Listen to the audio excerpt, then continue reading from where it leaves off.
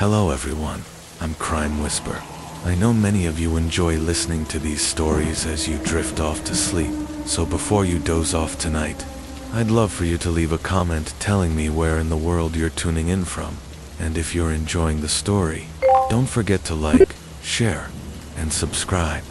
Now, let's get comfortable, relax, and dive into tonight's chilling case. Story 1. The prosecutor who became a killer. Gene Howe, a prosecutor, a supposed representative of justice, had just murdered his wife with his bare hands. Their 3-year-old child's cries echoed through the house as blood soaked the living room floor. His wife, Luminga, lay lifeless, her final plea still haunting the air. "Stop hitting me." I agreed to the divorce, but by then, it was already too late. How could a man of the law become a cold-blooded killer? And how did a marriage turn into a 4-year nightmare? The making of a monster. Gene Howe was born in Mongoon, Konghao, Hebei Province, into what appeared to be a respectable family. Both parents were doctors at the local hospital and even owned shares in it. Respected, influential, and powerful in their small town. But behind closed doors, the truth was darker. Gene's father was a violent man who regularly beat his wife and children, while his mother endured it all in silence. His childhood was filled not with laughter, but with shouting, crying, and the sound of things breaking in that chaos. Young Gene learned 3 survival rules. Violence solves everything. Women are possessions to be spoiled when obedient, and punished when not. Money and connections erase all consequences. With his parents' influence shielding him, Gene grew up believing he was untouchable. He bullied classmates, defied teachers, and even picked fights with instructors during military training. To others, he was a menace. To himself, he was untamed, a king above rules, and every time he caused trouble, his parents' money wiped his record clean. Each escape only fueled his belief that laws were made for the weak. For Gene Howe, life was simple. Take what you want. Destroy what stands in your way.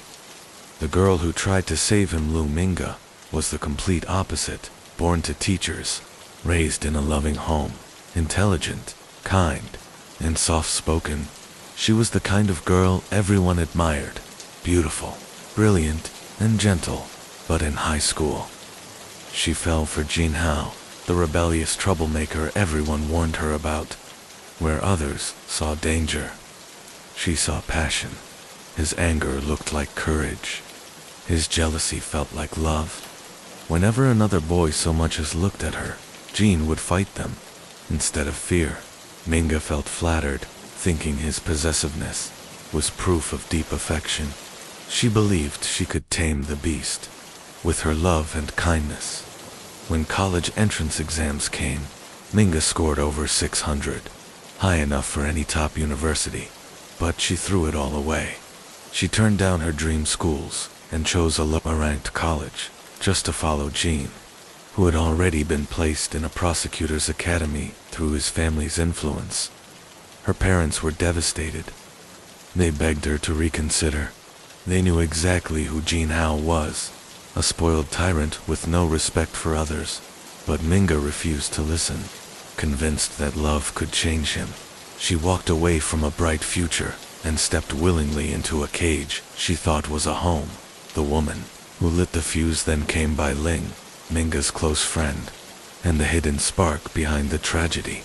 Public records say little about her, but in truth, she was the embodiment of manipulation, beautiful and seductive. Bai Ling had a twisted pleasure. She loved making men fight over her. Her greatest satisfaction came from watching chaos unfold, from seeing men lose themselves just to gain her approval. To her, relationships weren't about love, but control. Every man who fell for her became a puppet in her cruel game. So when she saw how obsessively Gene Howe guarded Ming, she didn't feel threatened. She felt challenged. She wanted to prove that even Minga's possessive lover could fall to her charms. Behind her friend's back, Bai Ling began to secretly approach Gene, flattering him, teasing him, testing the limits of his self-control. She wasn't just playing with fire. She was pouring gasoline on an already burning fuse. What followed would destroy 3 lives and leave a child scarred forever. This was an unavoidable tragedy. A man who worshipped violence, a woman who believed love was sacrifice, and another who took pleasure in manipulating hearts. 3 people with completely opposite values, twisted together in a toxic triangle. From the beginning, it wasn't love. It was a ticking time bomb waiting to explode. After college, Lu Minga and Jin Hao got married. Her parents begged her to reconsider, still haunted by the red flags they'd seen for years. But their daughter was determined, blind to everything except her love for him. At last, they gave in, hoping marriage might somehow calm his storm. They gave Minga a dowry of 200,000 yuan, around $28,000, praying it would help her live with some dignity in her new home. On her wedding day, Minga wrote her husband a letter. "You are my support. Loving you is my blessing. I will live this life for you." Every word dripped with hope, the kind only a young woman in love can have. But that hope would vanish within 10 days of the wedding. The first slap it began over something trivial, a misplaced word, a small mistake, and suddenly smack, his hand came crashing across her face. That first slap shattered everything. The dream of saving him, the belief that love could change him. But as quickly as it happened, Jean dropped to his knees, sobbing, begging for forgiveness. He swore it was an accident, a one-time mistake, and Minga forgave him. She didn't tell her parents. She didn't tell anyone. After all, this was her choice, her marriage, her bet on love. But once violence enters a home, it never leaves. That first forgiveness gave Jean permission, and he used it again and again. The cycle of fear. The slaps turned into punches, the punches turned into kicks. Then came nights of screaming, humiliation, and endless tears. Minga's world grew smaller by the day, at Jean's demand. She quit her job at the court, leaving behind her last source of independence. He took control of all the money. Every expense, even buying food, required his approval. He insulted her constantly, mocking her in public, interrogating her like a criminal in her own home. Over time, the bright, gentle girl turned into a timid shadow, flinching at every movement, forcing a smile to avoid the next blow. She wore long sleeves year-round, not for fashion, but to hide the bruises.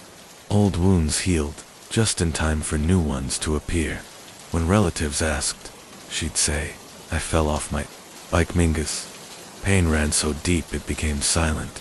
She endured it all to preserve the illusion of a complete family, for her child, and to protect the pride of her disastrous choice.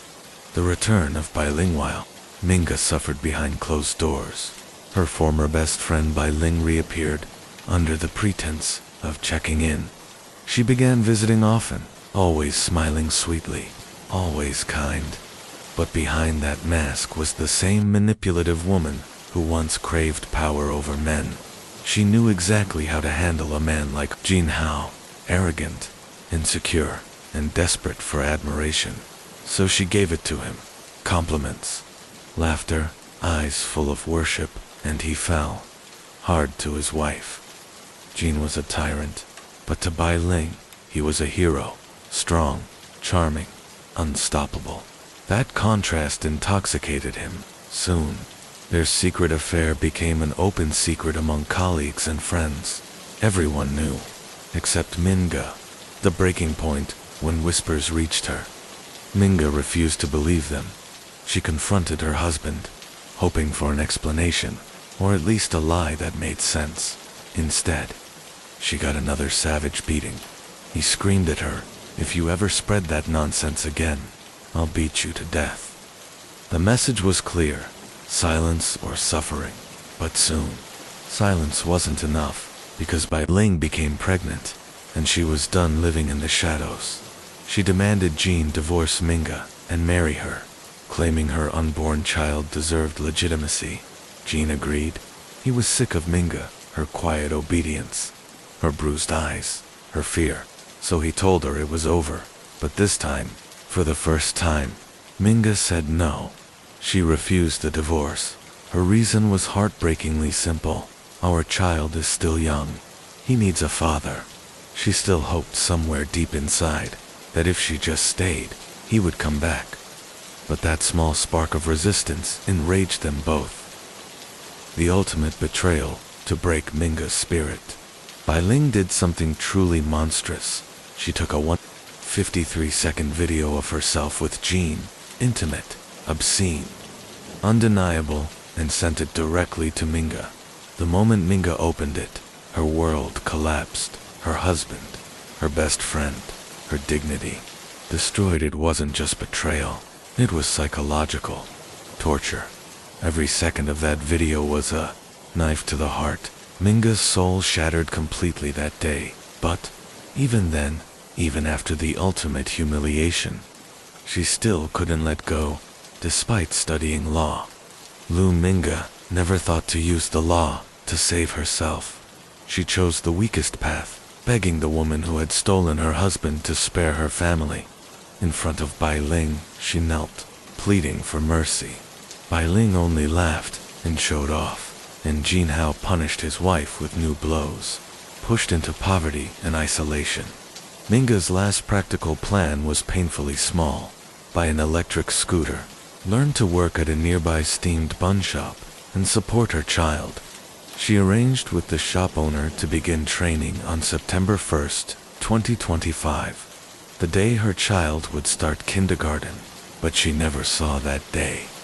On August 21st, 2025, a storm finally broke. Sometime during that day, Minga made a phone call to Bai Ling. What exactly was said will never be fully known. What followed was immediate. Bai Ling ran to Jean, crying and claiming she and her unborn child were being threatened. In her version, Minga became the aggressor. Jean's rage ignited. To him, this was an affront to his honor and control. The decision was made. That night, he would settle the matter once and for all. By evening, he had been drinking. At 10 p.m., security footage shows a seemingly ordinary moment, the family entering the elevator together. Nobody watching could have guessed those seconds were the calm before the worst. Once home, the next 10 minutes preserved in repaired home audio recorded horror. Minga reminded him not to scare their child. 30 seconds later, he struck. What began as shouts became a savage attack. She pleaded to spare the child from seeing it. She begged for water when she could barely stand. At 10:02 p.m., she could no longer rise. At 10:05 p.m., she whispered, "Please help." In those final minutes, she agreed to a divorce, the compromise that should have saved her life, but it was too late. By 10:07 p.m., the room fell silent. Only the child's crying remained, a raw testament to the violence that had just occurred. Jean did not call for help. He did not try to save the woman he had sworn to protect. Instead, he calmly phoned his parents and reported what he had done, as if reading an ordinary fact. His parents arrived at midnight. Rather than grief, their first thought was how to hide the crime. With clinical efficiency, they cleaned the scene, replaced her clothing, moved the body, and tried to stage a different cause of death. Using their influence at the hospital, they fabricated documents and tried to pass her off as a sudden cardiac death. But grief and fury refused to be erased. Minga's father insisted on seeing the CT images. When the scans appeared, they spoke the truth. No cover-up could hide. Skull fractures, brain trauma, multiple injuries, the brutal record of 10 minutes of hell. Confronted with this medical evidence, the Jean family's charade collapsed. Minga's father called the police. The investigation, forced to be impartial because of concerns about local influence, moved the case to another jurisdiction. Once news of what had happened spread, shock turned into outrage. How could a man sworn to uphold the law become its most brutal violator? The public fury grew when evidence of the family's attempted cover-up surfaced. Social media ignited. People demanded justice, not only for Minga, but for every woman who had suffered in silence. Police arrested Jean Hao on charges of intentional homicide. His mother faced charges for concealing the crime and destroying evidence. The prosecution painted a grim portrait, a man raised to believe he was above consequence, who weaponized power, wealth, and misogyny until a life was shattered. During the trial, the details emerged one by one. The pattern of escalating violence, the affair, the cruel psychological torments, the video sent to humiliate the wife, and finally, the final, fatal beating. Witness testimony, home surveillance, and the CT scans left little room for doubt. Under the public eye and legal scrutiny, the case moved quickly. In court, Minga's family spoke for the woman who could no longer speak for herself. Her father's testimony was wrenching, a broken man who had watched his daughter's life and dignity be taken away. The prosecution argued for the harshest punishment. The defense sought mitigation, citing family pressure, influence, and other claims. But the evidence was damning. When the verdict came, the courtroom trembled with the weight of it. Jean Hao was convicted. He received a severe sentence appropriate to the crime and the brutality revealed in the record. His mother and any collaborators were held accountable according to the law. The court also ordered protections and custody arrangements for the child, whose wails had been the only living soundtrack to that night. Community groups and social services mobilized to ensure the child would be cared for, away from the shadow of the man who had caused so much harm. Aftermath and reflection, the town that once admired the family learned a harder lesson. Privilege does not equal virtue. Power and position had almost silenced a crime, but truth, and a father's refusal to be fooled, pulled the curtain away. Online, people debated the failures that allowed this tragedy to happen, the culture of silence, the belief that money can buy impunity, and the ways women are taught to endure. Many called for stronger protections, easier access to help for victims, and stricter oversight when those in authority are accused. For Luminga, justice arrived too late. For her child, life became a different kind of survival, being raised without a mother. With the public memory of the night forever etched into their early years, her parents, who had once only wanted dignity and security for their daughter, now became stewards of her legacy, demanding that her death lead to change. If you're still here, take a breath. These stories are not just entertainment, they are reminders. Speak up, look out for neighbors and friends, and never let power blind us to abuse. If this moved you, leave a comment telling me where you're listening from, and if you want, I'll keep telling cases like this, quietly, for those who need to hear them as they fall asleep. Tianan, a Taiwanese doctor like Hang Ling Jia, wealthy, well-educated, and possessing both refinement and influence, was the embodiment of everything she had ever desired. He wasn't just a man. He was a symbol of the secure and luxurious life she dreamed of, for a young woman who had longed to rise above the struggles of ordinary existence. His attention felt like an opportunity she couldn't refuse. Ling Jia, on the other hand, was completely captivated by Yanan's youthful charm, her laughter, her energy. Her freshness, all of it, reignited something within him that had long been extinguished by years of routine and emotional emptiness. She became the antidote to his mechanical life, the forbidden spark that made him feel alive again. For a man trapped between hospital corridors and a cold, childless marriage, Yanan represented escape on illusion of freedom dressed in the warmth of affection. At first, their relationship developed subtly, hidden behind the pretext of casual conversation and small gestures. Ling Jia began extending his business trips, finding excuses to stay longer in Dalian. What began as professional exchanges soon evolved into secret meetings in dimly lit restaurants and hotel lounges. The thrill of the forbidden gave both of them a sense of excitement. For Yanan, the relationship promised a future of comfort. For Ling Jia, it promised the resurrection of his youth. Yet beneath the surface of this seemingly romantic entanglement was a growing imbalance. Ling Jia's obsession deepened rapidly. The more he indulged in this secret relationship, the more detached he became from reality. He showered Yanin with expensive gifts, plane tickets, and promises of a new life together. But despite his passionate declarations, he never intended to give up his established life in Taiwan. His words were born of impulse, not conviction. Yanin, unaware of how dark his obsession could grow, began to rely emotionally on him. She believed his promises that he would divorce his wife, that they would start a new life together.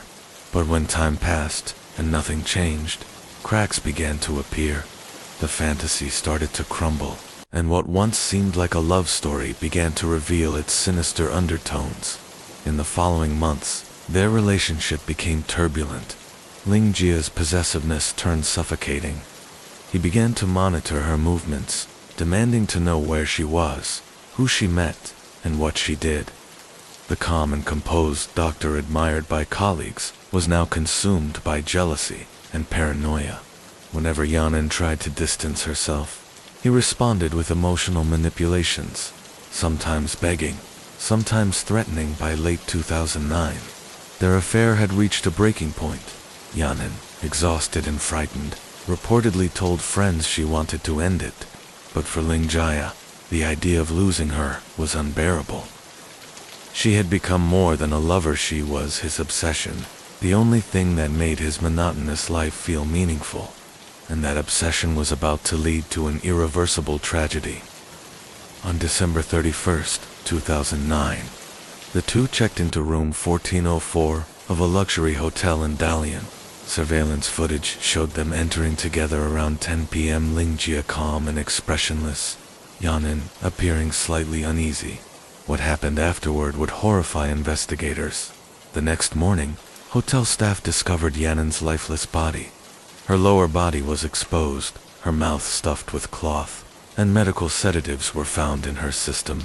Drugs that could only have been administered by someone with professional knowledge. Her death wasn't the result of passion gone wrong. It was cold, methodical, and deliberate. By the time authorities arrived, Ling Jia had vanished without a trace. He had already boarded a flight back to Taiwan, leaving behind a trail of unanswered questions. The evidence in the hotel room painted a chilling picture. The crime had been premeditated. Syringes, medical equipment, and traces of anesthetics were discovered, all linking directly to his expertise.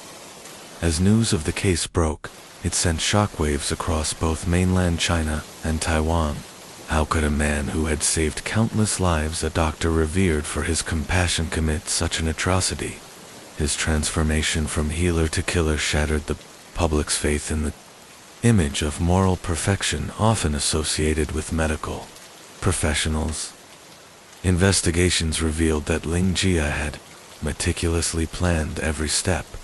Before the incident, he had withdrawn large sums of cash, researched flight routes, and even booked multiple hotel rooms to confuse investigators. Yet, despite his cunning, forensic evidence, DNA, fingerprints, and surveillance inevitably led back to him. When Taiwanese authorities were finally pressured to act, Ling Jia's perfect facade crumbled. The man once praised as a medical genius stood revealed as a fugitive, haunted by his own crimes. Public outrage grew louder with every new revelation. The contrast between his public image and his monstrous actions became a symbol of hypocrisy and moral decay. The story of Hang Ling Jia and Qin Yanin was not just a tale of passion gone wrong. It was a portrait of how repressed desire, pride, and obsession can corrode even the most disciplined mind. It exposed the darkness that can exist behind polished reputations and professional respectability. And much like the tragedy of Lu Ming, it served as another grim reminder. When love turns into possession, and power turns into control, the result is not affection, but destruction. To Yan, the fact that Ling Jia was married mattered little. He was attentive, generous, and seemed to genuinely care for her. Realistically, his attention was an opportunity she could hardly turn down, so she accepted. and what began as two people filling what they lacked in one another quickly became a secret, consuming affair. One sought novelty, the other, advantage. Together they fed each other's needs, and the relationship caught fire. At first, the thrill was intoxicating. To conceal the romance, Ling Jia moved like a man used to planning precise operations. He bought a second phone, identical to his own, slipped an anonymous SIM into it, and used that device as a private line to Yanin. Even when the handset sat beside his regular phone at home, nobody would notice the difference. He learned to direct two lives at once, outwardly the devoted husband and respected physician. Privately, a furtive lover flying to the mainland every few months, Yanin prospered in the arrangement.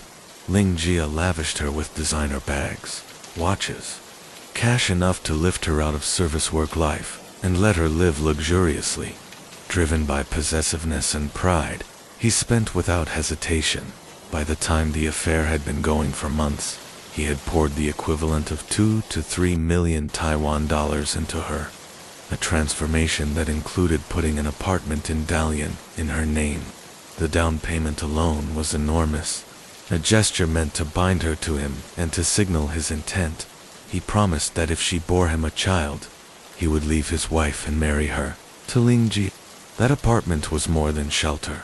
It was a symbol, the seed of a future he imagined for them.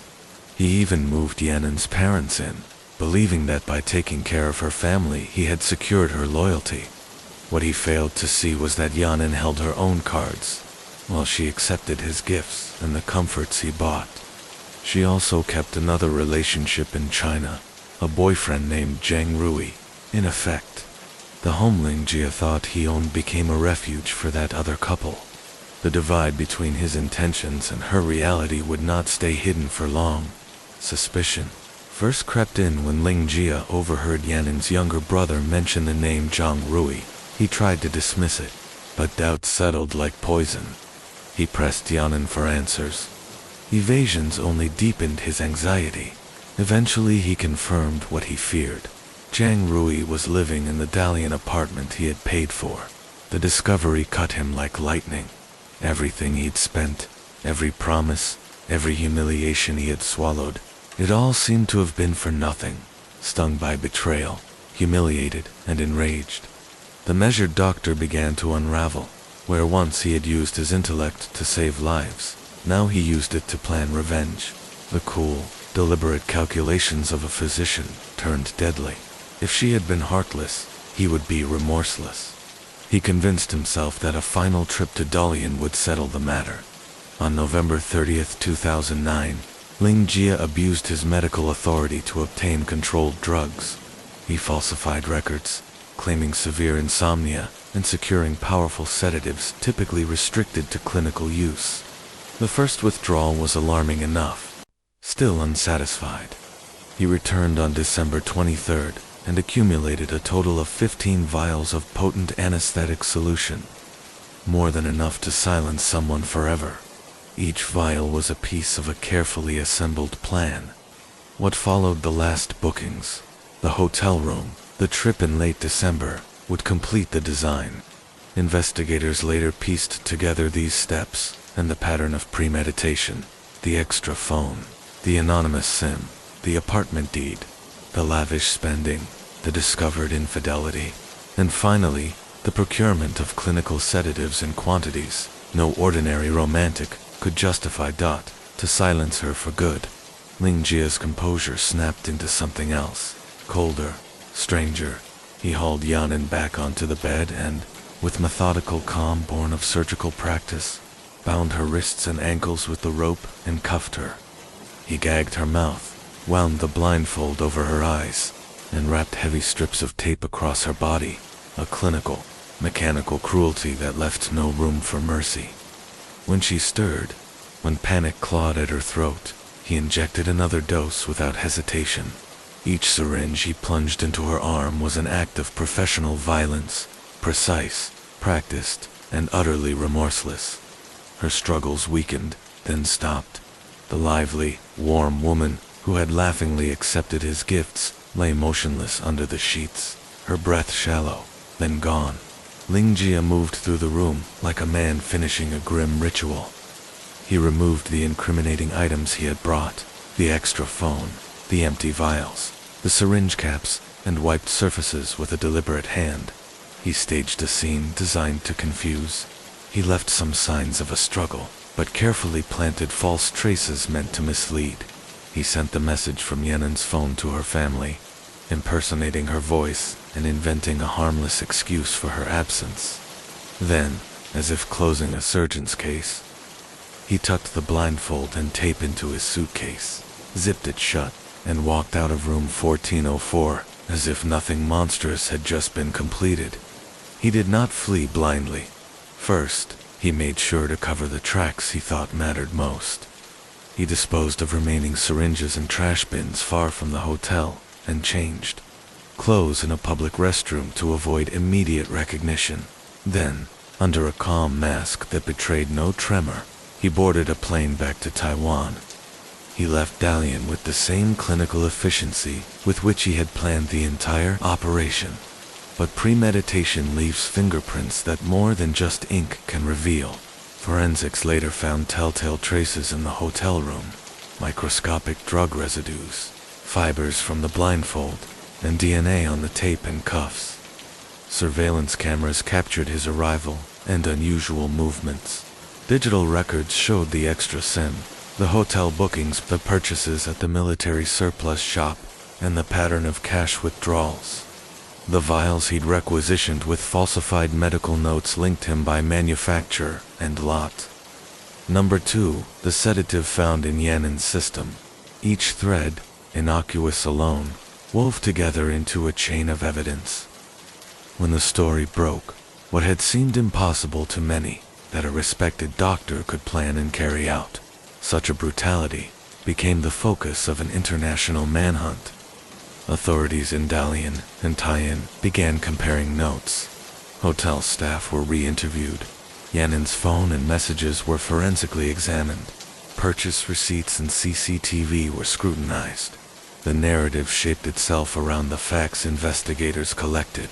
The affair, the gifts, the apartment, the jealousy, the phone message, and the carefully procured anesthetics. Public reaction was swift and furious. On the mainland and across the strait, people struggled to reconcile the image of a compassionate physician with the methodical killer revealed by the evidence.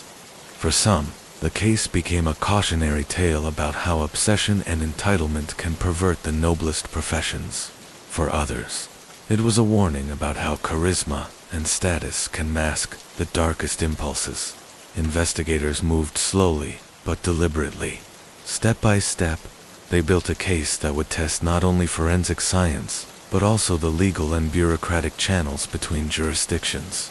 The extra phone, the apartment deed, the surveillance frames, the purchase records from the military surplus shop, and the trace chemicals on the scene all pointed in one direction, and that direction led to a man whose white coat once promised life, and who now had to answer for a death he had planned with chilling calm. If you'd like, I can continue this rephrasing into the investigation's climax and the legal fallout, laying out how the evidence was presented, the hunt that followed, and the public reckoning that erupted as the case unfolded. After careful deliberation, the court determined that Lingjia's motives stemmed from emotional conflict and financial disputes with Yanin. His feelings of anger and resentment eventually evolved into a calculated intent to kill. The evidence presented from the recovered footage, sedatives, and forged prescriptions to witness testimonies left no room for doubt. What began as a toxic relationship, marked by obsession and control, had ended in cold-blooded murder. He laid her on the floor, opened his suitcase, and pulled out a small piece of cloth. Forcing it deep into her mouth, he then wrapped her face multiple times with heavy-duty duct tape, sealing it so tightly that not even a muffled sound could escape. Afterward, he slipped a black blindfold over her eyes, handcuffed her wrists behind her back, and shackled her ankles together. With methodical precision, he tied her body to the leg of the bed, using thick rope, until she was completely immobilized, spellbound, gagged, and helpless. When he finally stepped back, looking down at what he had done, there was no hesitation, no remorse, only a chilling calm. Inside him, anger had hardened into something darker, a cruel sense of control, a twisted satisfaction that came from total domination. As a doctor, he understood anatomy, breath, and fragility better than most, and he knew full well what this meant. With her body drugged and restrained, Yanin's chances of survival were almost non-existent. In a fit of delusional pride, Lingjia set up his camera and began recording what he considered his final act of revenge. From 6:21 p.m. until midnight, Yanin's faint pleas faded into silence.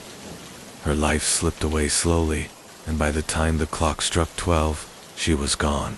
Lingjia stood over her body, as if observing a finished operation, expressionless, detached, eerily professional. He packed up his suitcase calmly, placing the tools, ropes, and camera back in their compartments. Before leaving, he lingered in the room for a while, staring at her motionless form to ensure there was no sign of life. The next morning, he walked through the hotel lobby, dragging his suitcase, his demeanor composed, his expression unreadable. He boarded the first flight back to Taiwan, convinced that distance would erase what he had done.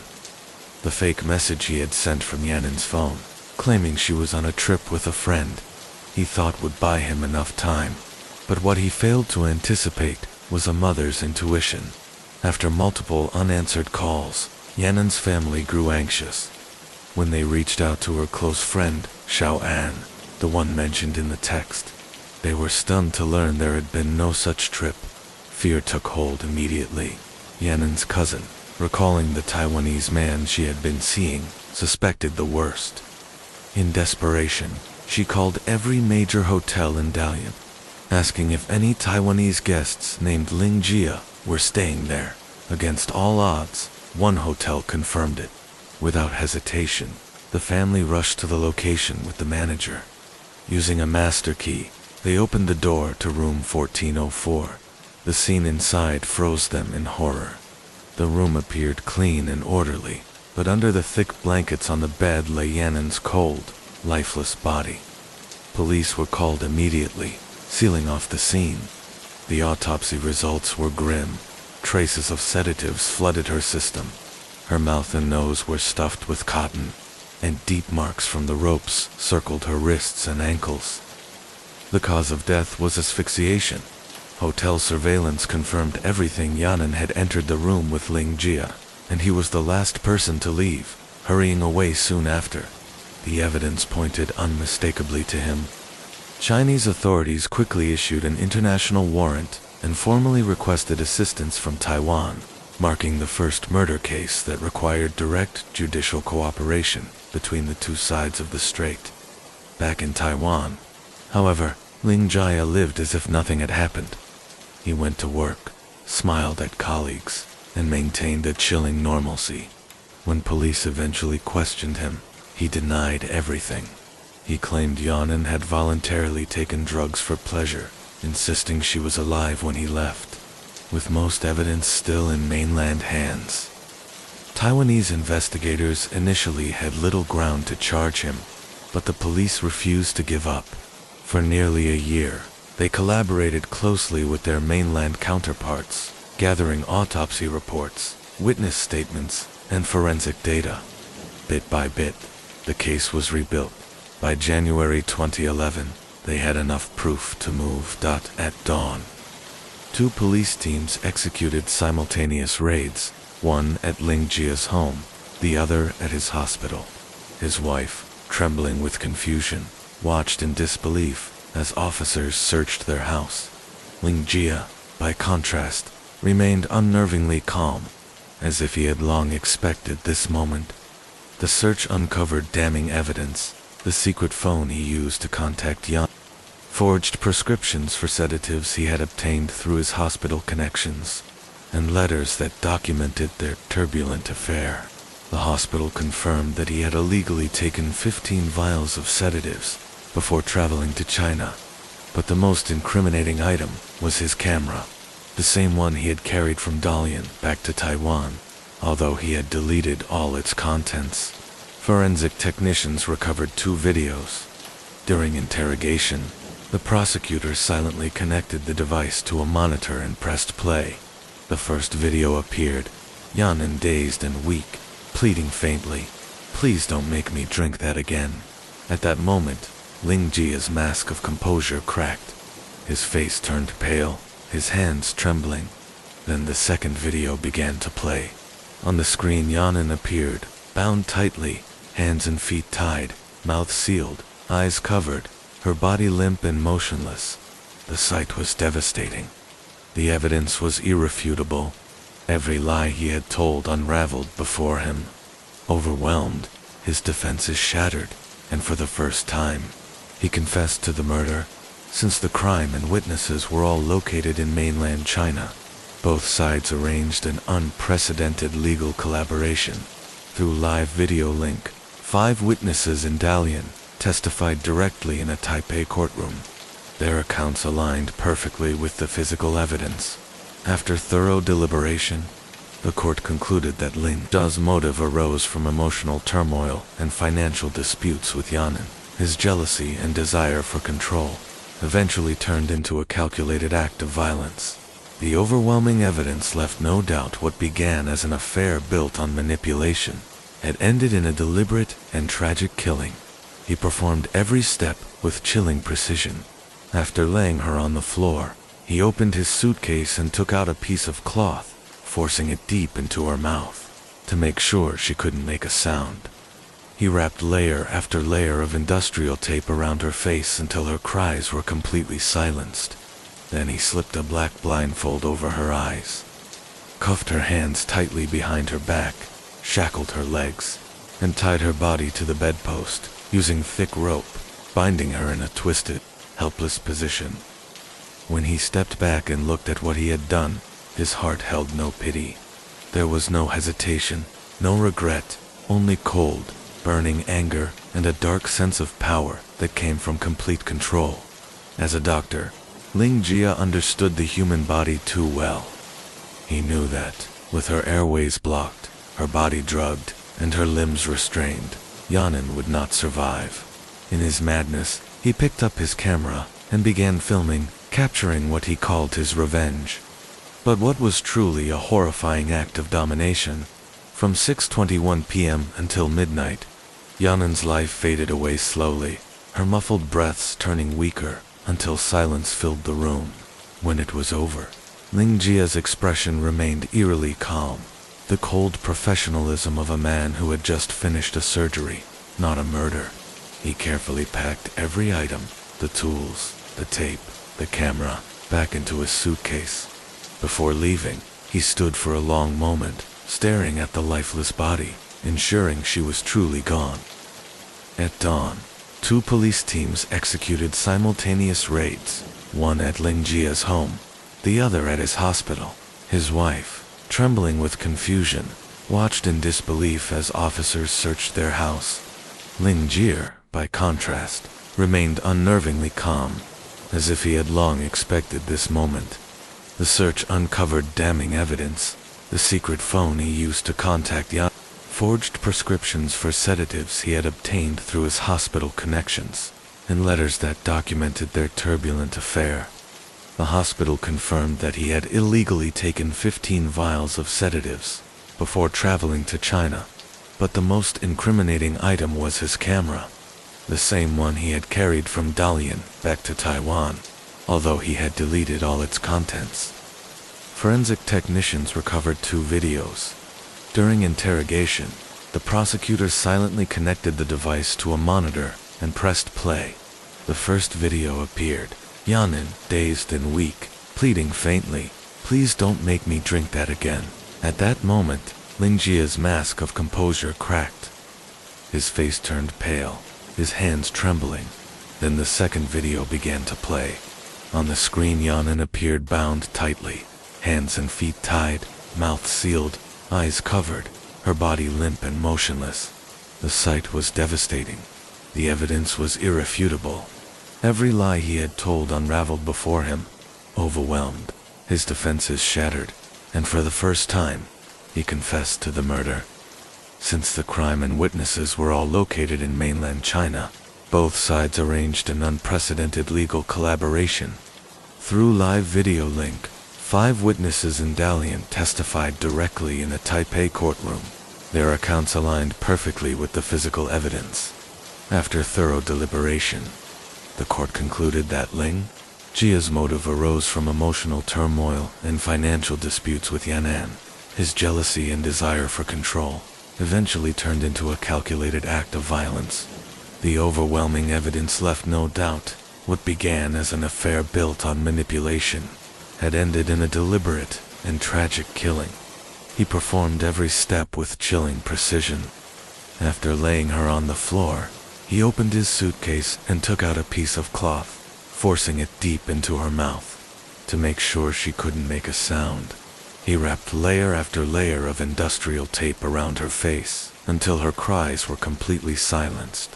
Then he slipped a black blindfold over her eyes, cuffed her hands tightly behind her back, shackled her legs, and tied her body to the bedpost using thick rope, binding her in a twisted, helpless position. When he stepped back and looked at what he had done, his heart held no pity. There was no hesitation, no regret, only cold, burning anger and a dark sense of power that came from complete control. As a doctor, Ling Jia understood the human body too well. He knew that with her airways blocked, her body drugged, and her limbs restrained, Yan'an would not survive. In his madness, he picked up his camera and began filming, capturing what he called his revenge. But what was truly a horrifying act of domination? From 6:21 p.m. until midnight, Yan'an's life faded away slowly, her muffled breaths turning weaker until silence filled the room. When it was over, Ling Jia's expression remained eerily calm, the cold professionalism of a man who had just finished a surgery, not a murder.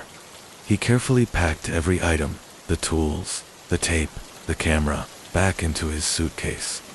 Before leaving, he stood for a long moment, staring at the lifeless body, ensuring she was truly gone.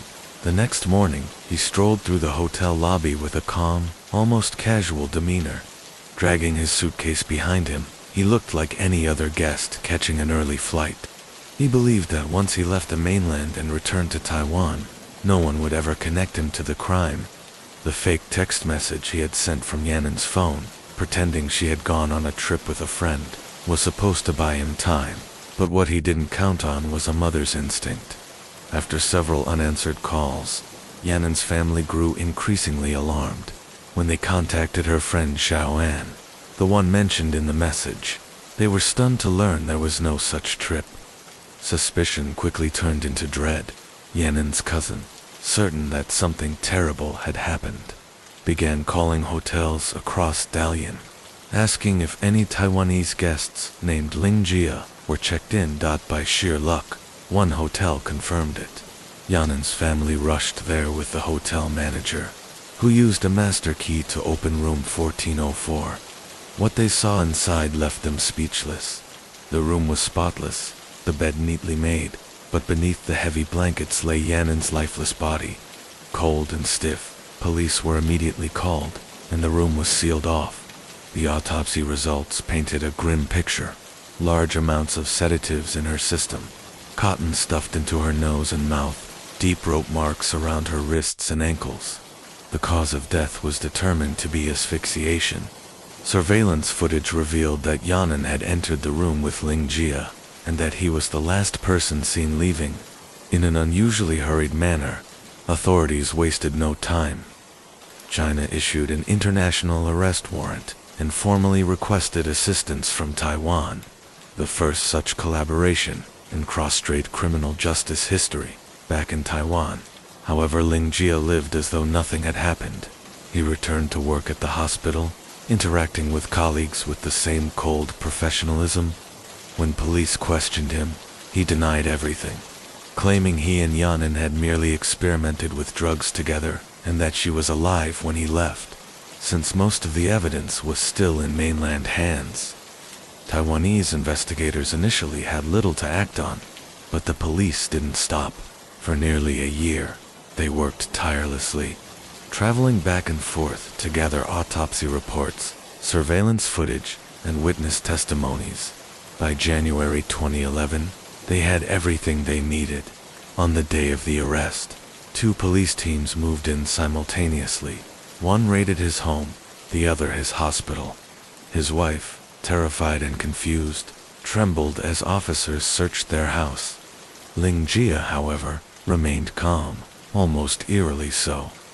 As if he had been waiting for this moment, the search uncovered everything: his secret phone, forged medical records used to obtain sedatives, and love letters exchanged with Yanan. Hospital records confirmed that before traveling to China, he had secretly withdrawn 15 vials of sedatives under false pretenses. The most damning evidence, however, came from his camera. Although Ling Jia had wiped the memory card clean, forensic experts were able to recover 2 deleted videos. During interrogation, the prosecutor connected the device to a monitor and pressed play. On the screen appeared Yanan, disoriented, weak, begging softly, "Please, don't make me drink that again." The color drained from Ling Jia's face.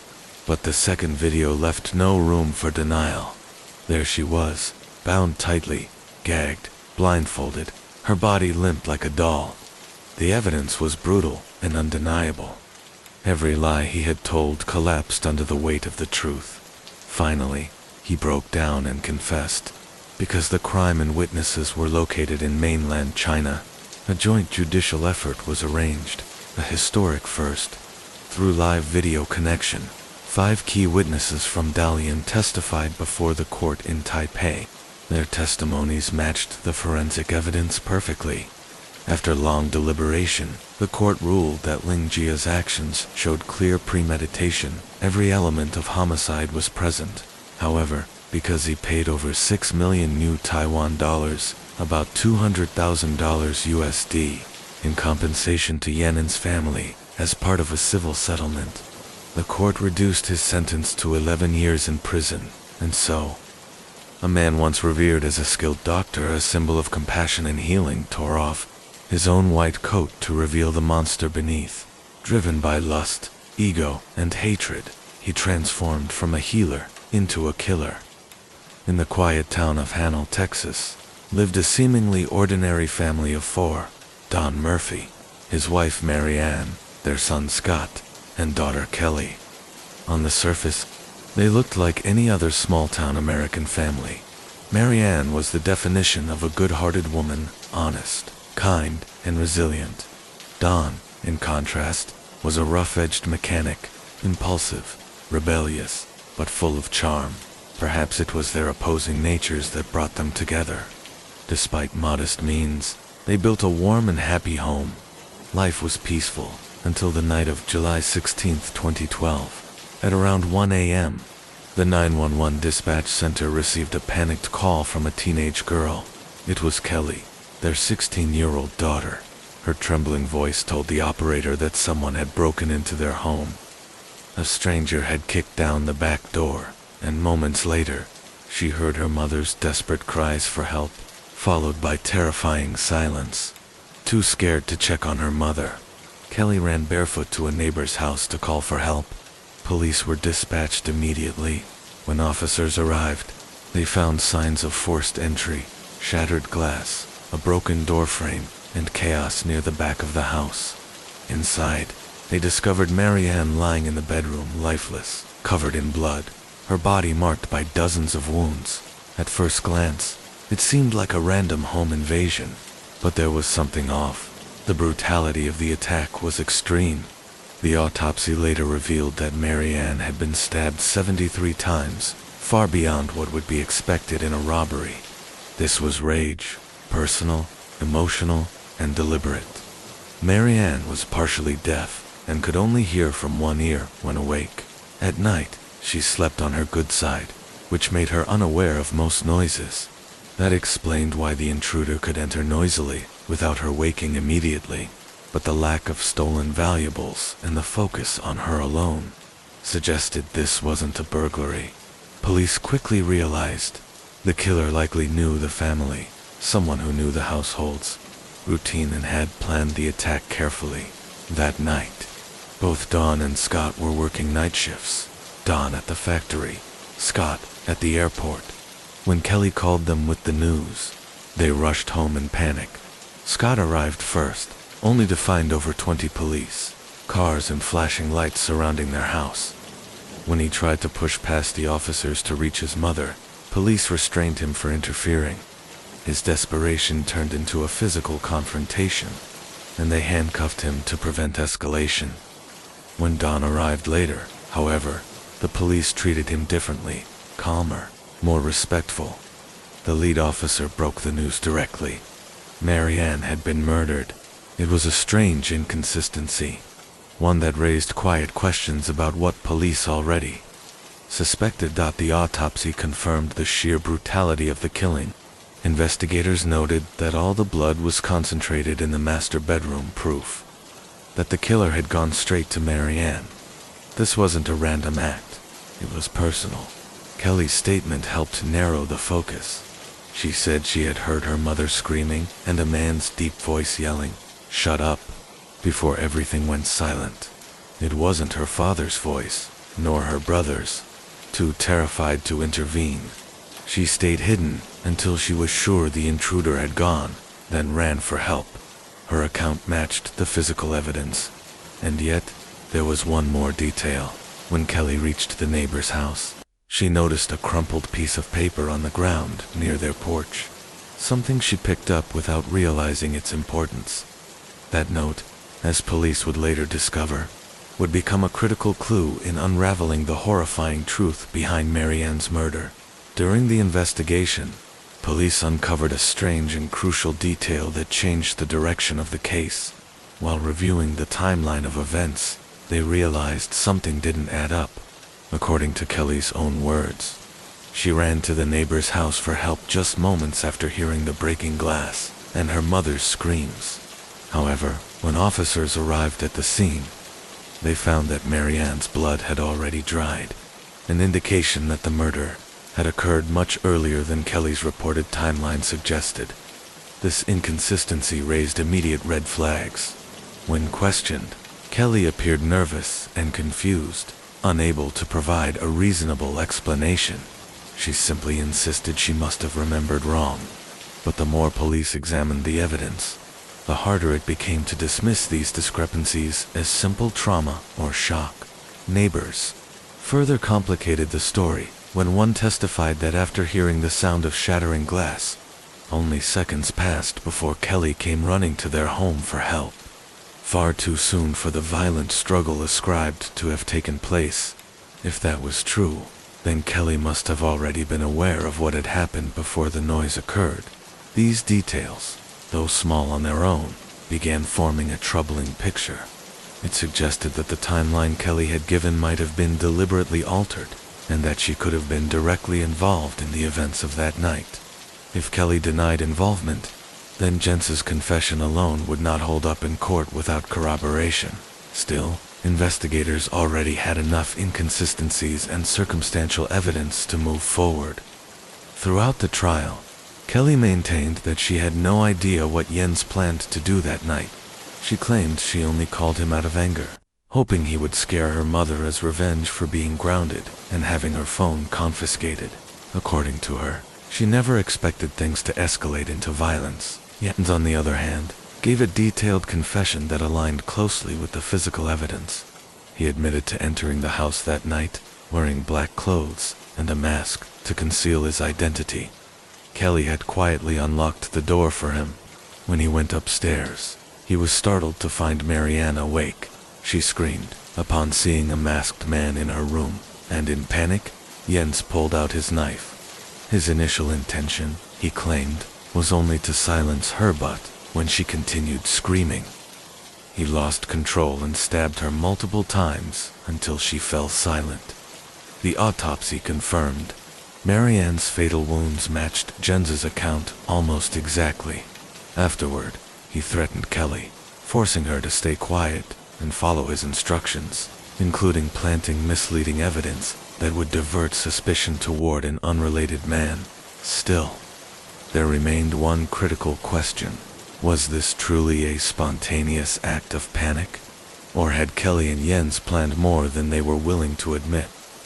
In court, prosecutors argued that Kelly's lies, her staged 911 call, and her attempt to mislead investigators all demonstrated awareness and intent. Even if she hadn't expected her mother to be killed, her deliberate deception afterward made her complicit. The jury ultimately agreed. Jens was convicted of first-degree murder and sentenced to life in prison without the possibility of parole. Kelly, despite being a minor, was tried as an accessory to murder and received a 15-year sentence in a juvenile correctional facility. The tragedy of the Murphy family became a chilling reminder that evil does not always come from strangers breaking in from the outside. Sometimes it grows quietly within the walls of one's own home. A young man named Ethan Rowe had come forward with information that would completely upend everything investigators thought they knew about the case. Ethan, who had once worked part-time with Rebecca at the Crab Shack restaurant, claimed that shortly before the murder, Rebecca had approached him with a strange request to help her teach someone a lesson. She had offered him $500 in cash, saying it was just to scare a woman who kept ruining her girlfriend's life. At the time, Ethan thought she was exaggerating and refused to get involved. But after seeing the news of Marianne's brutal murder, he realized the woman Rebecca mentioned had to be Kelly's mother. When questioned, Ethan provided specific details that police quickly verified. He described the make and color of Rebecca's car, a blue pickup truck, the same vehicle neighbors had reported seeing circling the Murphy home days before the murder. This revelation made everything suddenly fall into place. The mysterious truck, the staged break-in, and the misleading evidence all pointed to Rebecca being far more deeply involved than anyone had suspected. Investigators immediately obtained a warrant and searched Rebecca's residence. Inside, they found a black hoodie, gloves, and a folding knife, all stained with traces of blood. Forensic testing later confirmed the blood belonged to Marianne Murphy. This discovery shattered Rebecca's earlier claim of innocence and made it clear she had been at the scene that night. When confronted with the evidence, Rebecca initially tried to insist that she had only gone there to protect Kelly, but under mounting pressure, she finally broke down and confessed. According to her statement, she and Kelly had planned the attack together. Kelly had grown increasingly resentful of her mother's strict control and constant interference in her relationship with Rebecca. The two had often talked about getting rid of Marianne, though Rebecca claimed she never took those words seriously until the night Kelly called in tears, saying she couldn't stand her mother anymore and begging Rebecca to help. On the night of July 16th, Rebecca drove to the Murphy home. Kelly let her in through the back door, just as the staged break-in was designed to suggest otherwise. A heated argument broke out between Rebecca and Marianne, escalating into violence. When Marianne screamed for help, Rebecca grabbed the knife she'd brought and began stabbing her in a blind rage. Kelly, paralyzed by fear and shock, didn't intervene. After realizing what she had done, Rebecca panicked. She tried to clean up, planted fake clues to frame someone else, and ordered Kelly to stay silent. Then she fled into the night. Minutes later, Kelly called her, whispering, "It's done." That was the 3-minute call investigators had traced. With Rebecca's confession and forensic evidence perfectly aligning, the case was finally clear. Rebecca Keller was charged with first-degree murder and obstruction of justice. Kelly Murphy, though a minor, was charged as an accomplice to homicide for her role in planning and covering up the crime. During the trial, Rebecca broke down, claiming she had acted out of love and confusion, while Kelly wept uncontrollably, saying she never wanted her mother to die. But the court was Rebecca was sentenced to life imprisonment without parole, and Kelly was given 25 years in juvenile custody, with the possibility of release after serving 15. The town of Hanel, Texas, was left stunned. A once loving home had turned into the scene of one of its most brutal crimes, all because of obsession, rebellion, and a love that spiraled into madness. As the prosecutor, Anna Emmons, said during the closing statement, "This tragedy reminds us that evil doesn't always come wearing a mask. Sometimes, it wears the face of someone we love, outside the city, to meet her lover in secret." However, what neither she nor her lover expected was that Kelly had already discovered everything long before. She had followed her mother one evening and witnessed her walking hand in hand with another man into that small rented house. To Kelly, who had already despised her mother for trying to separate her from Rebecca, this discovery ignited a deep and uncontrollable rage in Kelly's mind. Her mother wasn't just controlling, she was a hypocrite. She preached morality, lectured about shame, and humiliated her daughter for loving another woman, yet secretly betrayed her husband. That night, Kelly returned home trembling with anger. Her hatred had reached its peak, and for the first time, she began to think seriously about revenge. Over the following weeks, Kelly continued to confide in Rebecca, expressing her frustration and despair. At first, Rebecca only tried to comfort her, but as Kelly's words became darker, full of talk about ending the pain and making her mother pay, Rebecca's resistance began to fade. She loved Kelly deeply and feared losing her. Eventually, Kelly's manipulation succeeded. She convinced Rebecca that if they got rid of Mary Ann, they could finally live freely, without hiding, without judgment. On the night of the crime, Kelly called Rebecca, her voice trembling but determined. "It's time," she said. Rebecca hesitated, but eventually agreed to come. According to the final investigation report, Rebecca arrived at the Murphy residence around 10:40 p.m., bringing with her a small knife that Kelly had asked for earlier that day. What happened next was a brutal and chaotic scene.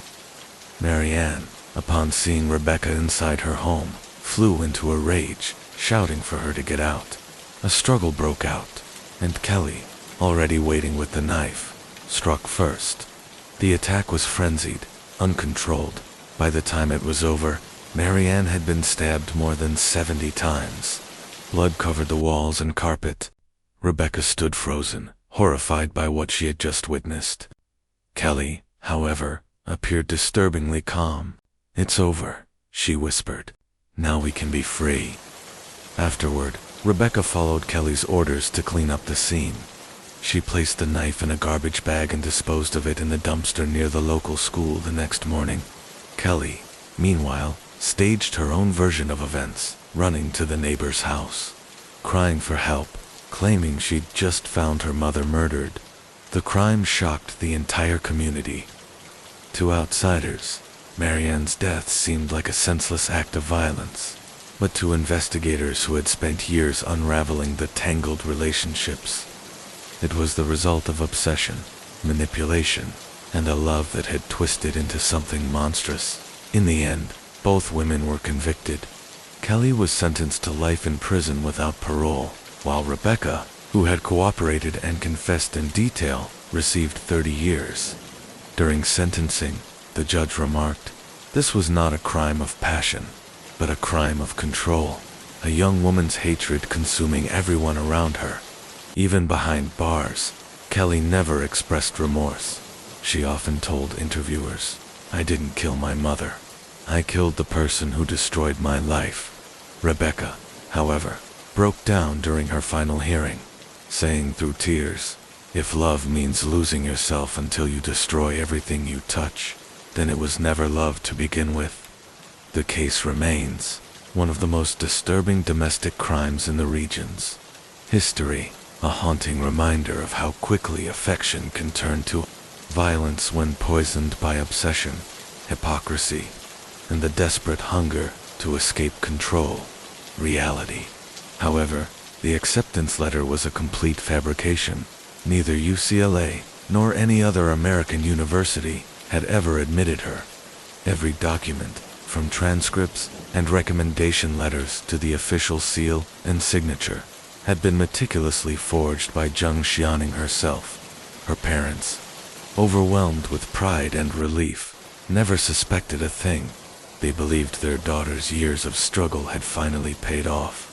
They threw a small family party, invited close relatives, and even booked a luxury restaurant in the city to celebrate her admission.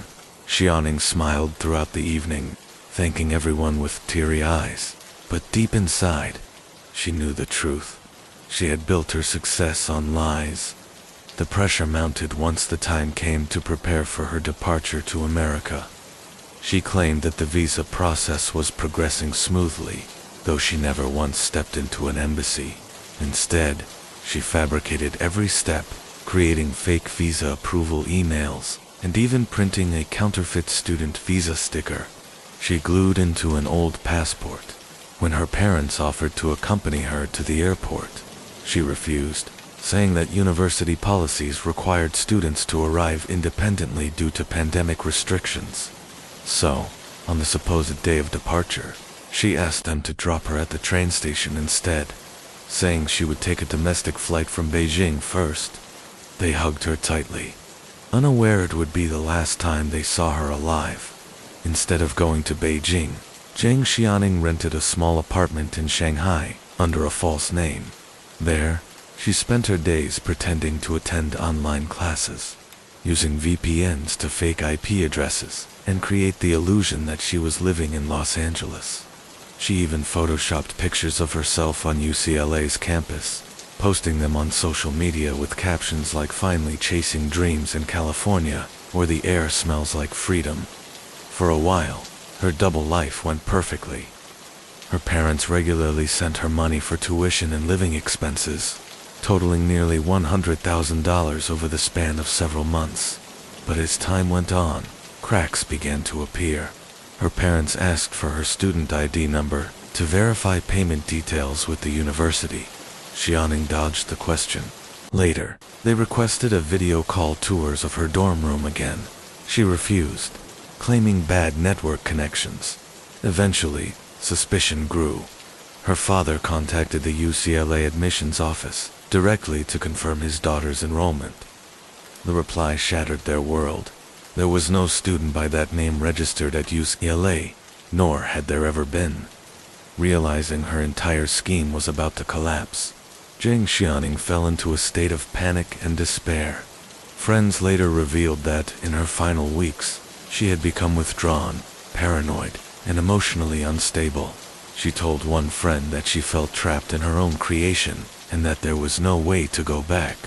On the morning of November 14, 2022, Zheng was found dead in her rented apartment, having taken her own life.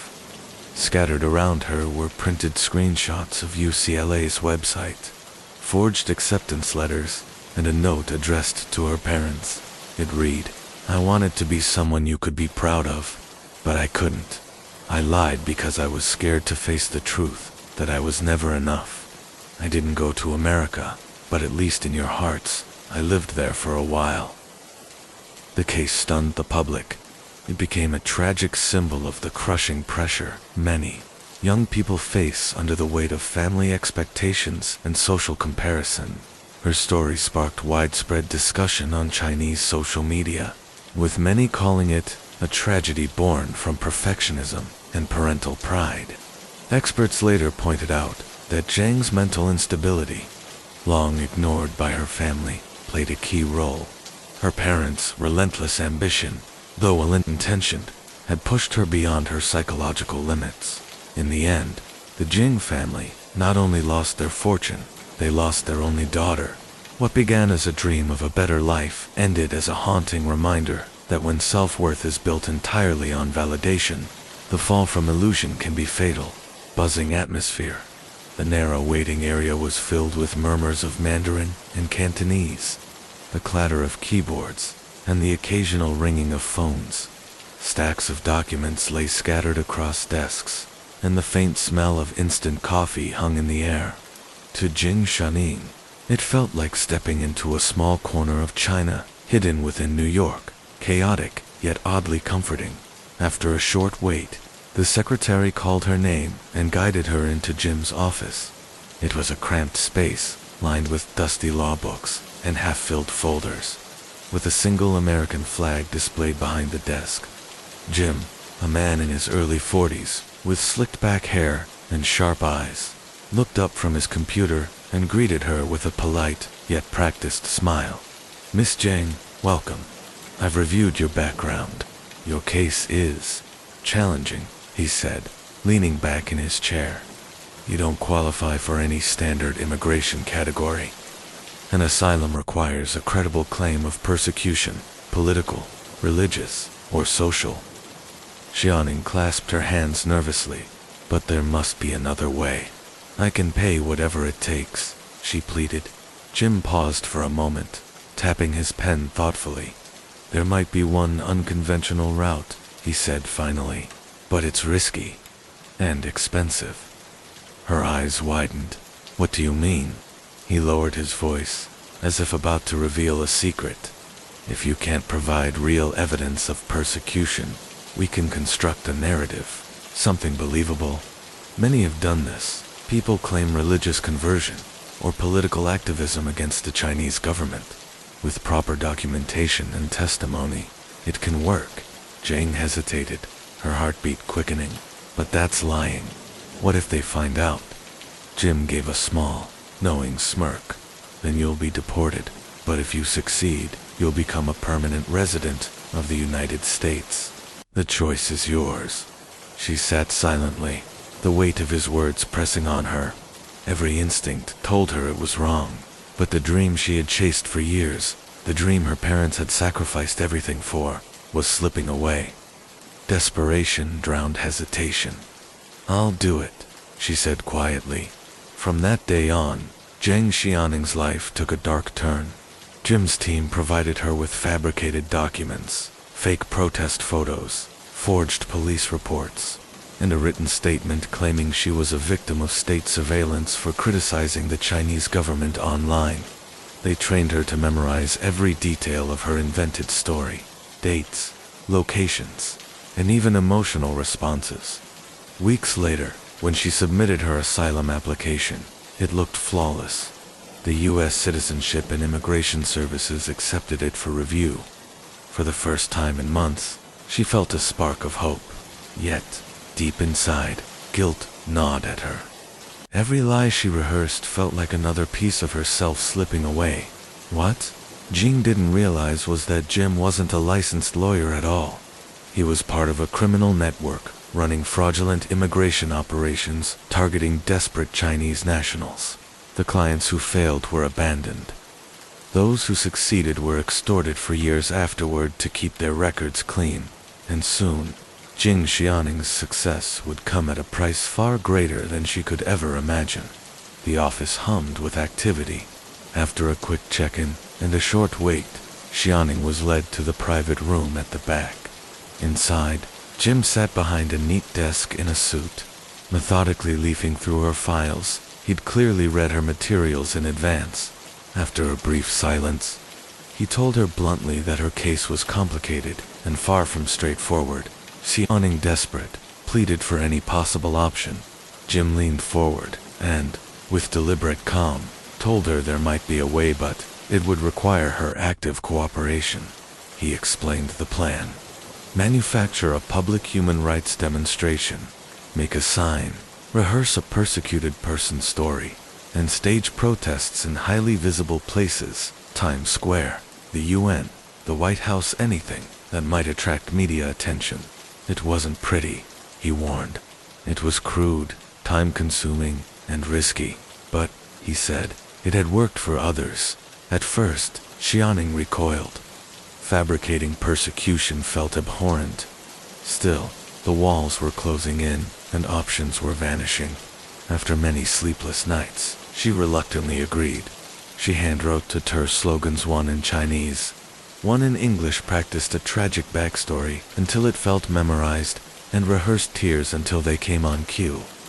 Then she took the subway to First Avenue and stood before the United Nations, sign held high, crying out her prepared lines.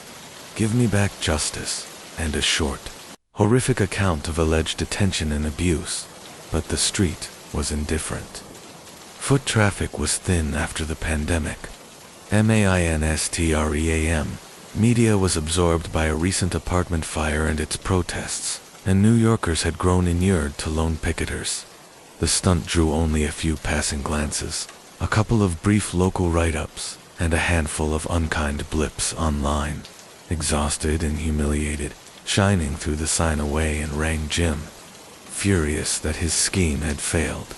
Jim placated her with the usual assurances: build momentum slowly, create repeated shocks, dramatize more to draw sympathy.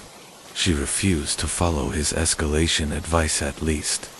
Not immediately, instead deleted her posts after an angry message from her parents back home urging her to stop being exploited.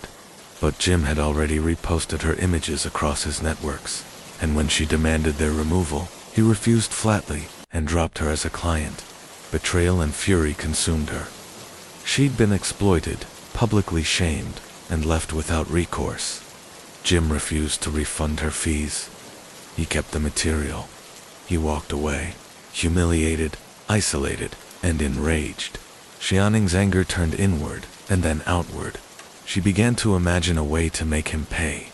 After nights without sleep, she sketched a plan, nothing elaborate, nothing that required weapons or expertise she didn't have.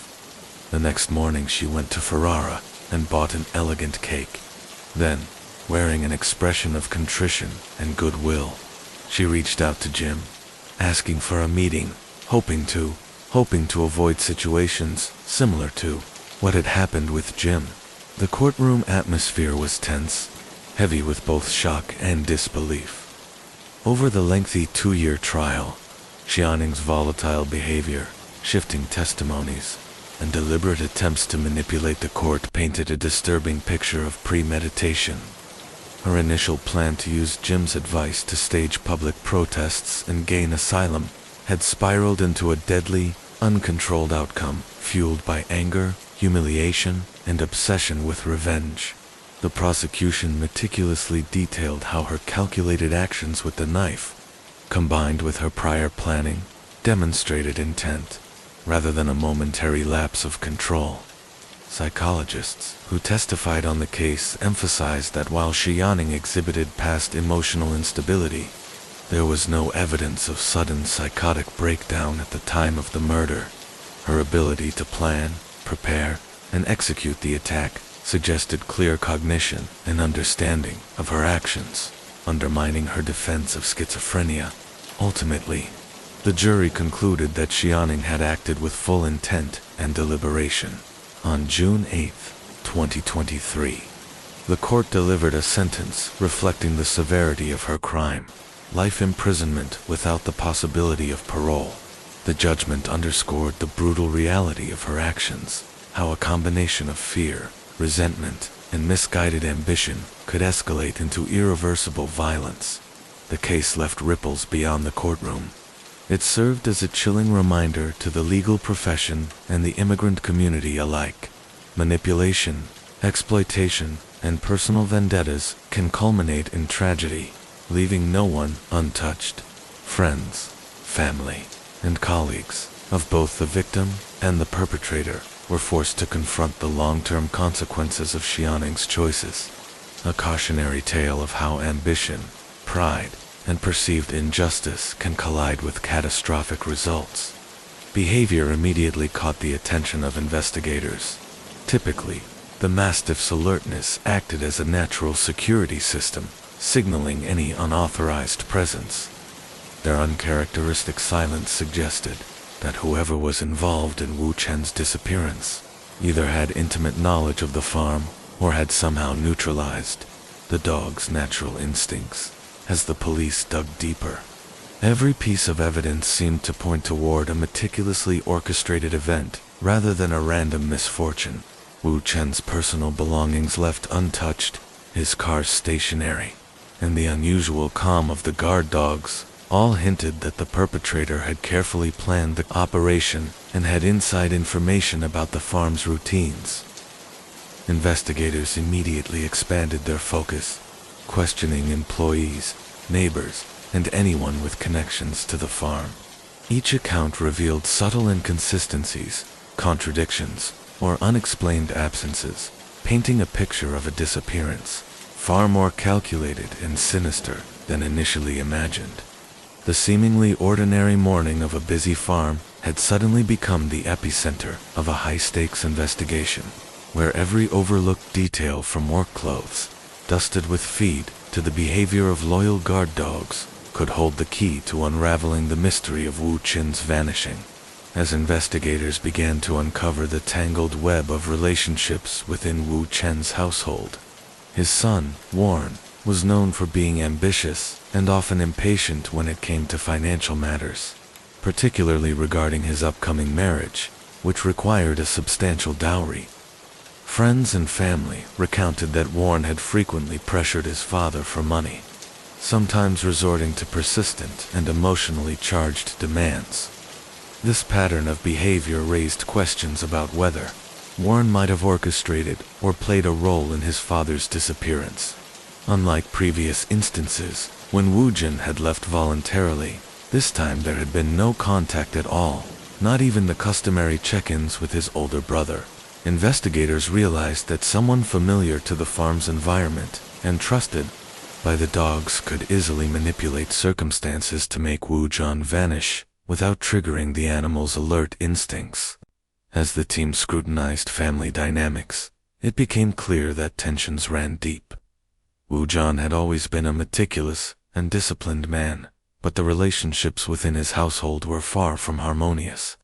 Disputes over inheritance, financial obligations, and control of the farm had created multiple points of friction.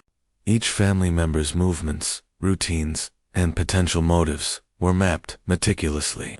Yet, despite the growing list of persons of interest, there remained no tangible trace of Wu Jin himself. The combination of his sudden disappearance, the unbarking dogs, and the complex family tensions suggested that whatever had happened required intimate knowledge of both the farm and Wu Chen's habits. This realization narrowed the focus for investigators. If an outsider had orchestrated the event, it had to be someone who knew the layout, the animals, and Wu Chen's predictable routines, or someone within his inner circle entirely. Every detail of the farm, every overlooked path or concealed area, became a potential key to unraveling the mystery that had plunged the family and local community into growing anxiety and fear, behaving as if nothing unusual had occurred. He reiterated that Wu Jin had left alone and that he had completed his tasks in the feed-grinding workshop, leaving the premises shortly before Wu Chen's disappearance. However, investigators couldn't ignore a nagging doubt: the exact timing of Wu Jin turning off his phone, coinciding so closely with Jiren's statement, created a narrow window only about 10 minutes, during which something critical could have happened. Police decided to scrutinize Jiren more closely. His calm demeanor, while seemingly cooperative, contrasted sharply with the gravity of the situation. The investigators re-interviewed him multiple times, checking for inconsistencies in his statements.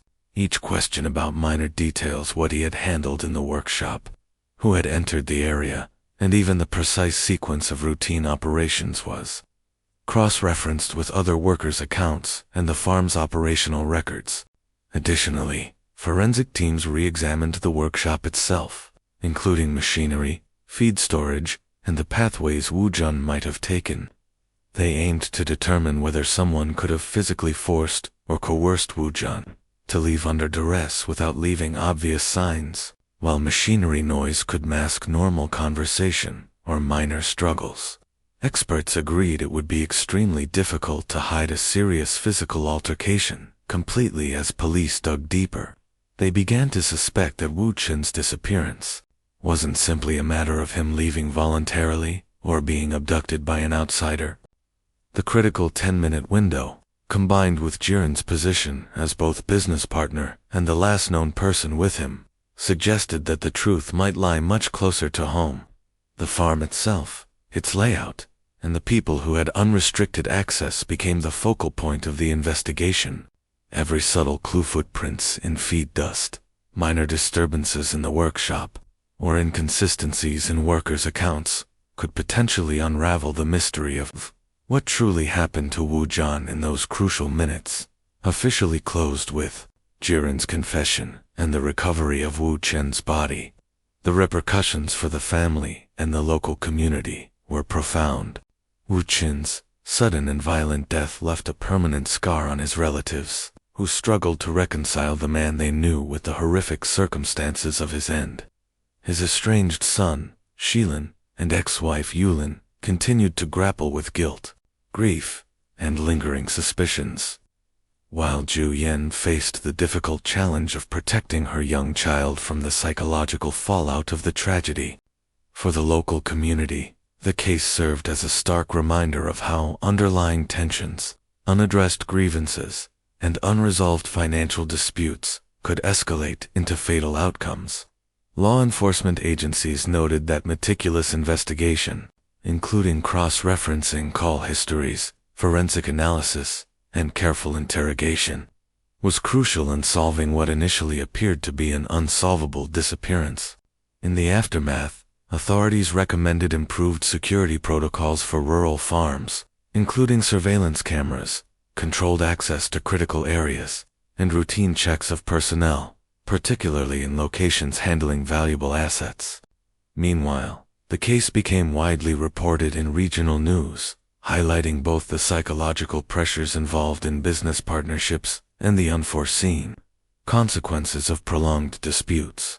Ultimately, while Wu Chen's death was tragic and preventable, the investigation demonstrated the effectiveness of methodical police work and forensic science in uncovering the truth. No matter how carefully someone attempted to cover their actions, the closure of the case allowed some measure of justice, though the emotional and social impact lingered long after the resolution. Even after the case was closed, Wu Chen's family found no peace. In many ways, the tragedy marked the start of new disputes and internal turmoil. Jiren's wife, overwhelmed by grief and shock at her husband's actions, sank into silence, her tears reflecting the uncertainty of a future now burdened with shame and hardship. With the patriarch of her household now a convicted criminal, the family faced the harsh judgment of a society unwilling to separate the sin of the individual from the lives of those around him. Following Wu Chen's death, bitter battles erupted over his estate. The division of assets, especially the valuable pig farm, sparked fierce confrontations between Wu Chen's son and his older brother. Family meetings, once spaces of connection, became arenas of accusation and hostility. Trust and affection dissolved, replaced by suspicion and resentment. Similarly, the relationship between Wu Chen's legal wife, Yulin, and his partner Zhu Yan, mother of his second son, grew strained and tense. Both women fought to secure their children's futures, each conflict further fracturing an already fragile family. This tragic saga serves as a stark reminder of the destructive power of greed, unresolved grievances, and unchecked emotions. Two families, once hard-working and devoted, were undone not solely by crime, but by the corrosive effects of money, betrayal, and lingering resentment. When material desires outweigh moral and human values, even the strongest bonds can shatter, leaving nothing but loss in their wake. As the rain falls gently and night deepens. Thank you for joining me here at Crime Whisper. True crime reminds us not only of life's darkest mysteries, but also of the importance of vigilance and awareness even as we seek solace in the quiet of the night. Let the rain carry you toward a peaceful sleep, and until next time, stay safe, stay curious, and let the night watch over you. The morning after the case closure, the Wu family's compound remained shrouded in a heavy, suffocating silence. Although the authorities had concluded the investigation and Jirun had been taken into custody, the emotional storm that had swept through the family showed no signs of abating. Wu Chen's legal wife, Yulan, wandered through the empty hallways, her eyes hollow, clutching the thin walls of the home, as if seeking some trace of the man who had once ruled over her life. Her mind replayed every argument, every moment of betrayal. every glimpse of the complex family dynamic she had tried to navigate for decades. But now, with Wu Jun gone, the fragile threads holding the family together had snapped, leaving nothing but confusion, resentment, and grief. Meanwhile, Zhu Yan and her young son, beneficiaries of Wu Chen's deep affection, were caught in an equally precarious situation, though she had been loved and trusted by Wu Jun. The death of the man she had shared her life with, however secretively, suddenly thrust her into a precarious fight for financial security. Every conversation with Yulin, every family meeting, now carried the tension of unspoken accusations and thinly veiled hostility. The two women, once separated by the lines of conventional morality and social expectation, now found themselves in direct confrontation over the farm, its profits, and, ultimately, the future of the children they were trying to protect. Even within the extended family, suspicions festered. Wu Chen's older brother, whose initial concern had sparked the investigation, now found himself entangled in disputes over the interpretation of Wu Chen's will, the management of remaining assets, and the legal responsibilities of his nephew Shi. The once cohesive family structure had disintegrated into factions, each claiming moral and financial high ground, yet none able to truly reconcile the deep wounds that Wu Chun's life and death had left behind. Beyond the confines of the household, the case had sent shockwaves through the local community. Workers on the farm whispered among themselves, recounting the tension that had always existed between Wu Jun and Jiren, now amplified by the revelation of the violent conclusion. Locals who had once admired Wu Chen's success now spoke in hushed tones about the dangers of unchecked ambition and the corrosive power of resentment. The rural town of Shimi, usually bustling with New Year festivities and the simple rhythms of farm life, now carried a subtle undercurrent of fear. Parents warned children to avoid disputes. Neighbors eyed each other warily, and trust, once assumed in every casual encounter, became a fragile and fleeting commodity. The investigators who had labored tirelessly to uncover the truth found themselves both satisfied and unsettled. While justice had technically been served through Jirun's arrest, the case highlighted systemic vulnerabilities in rural law enforcement. Isolated locations, minimal surveillance, and the complexity of family relationships had all contributed to the near impossibility of resolving the case swiftly.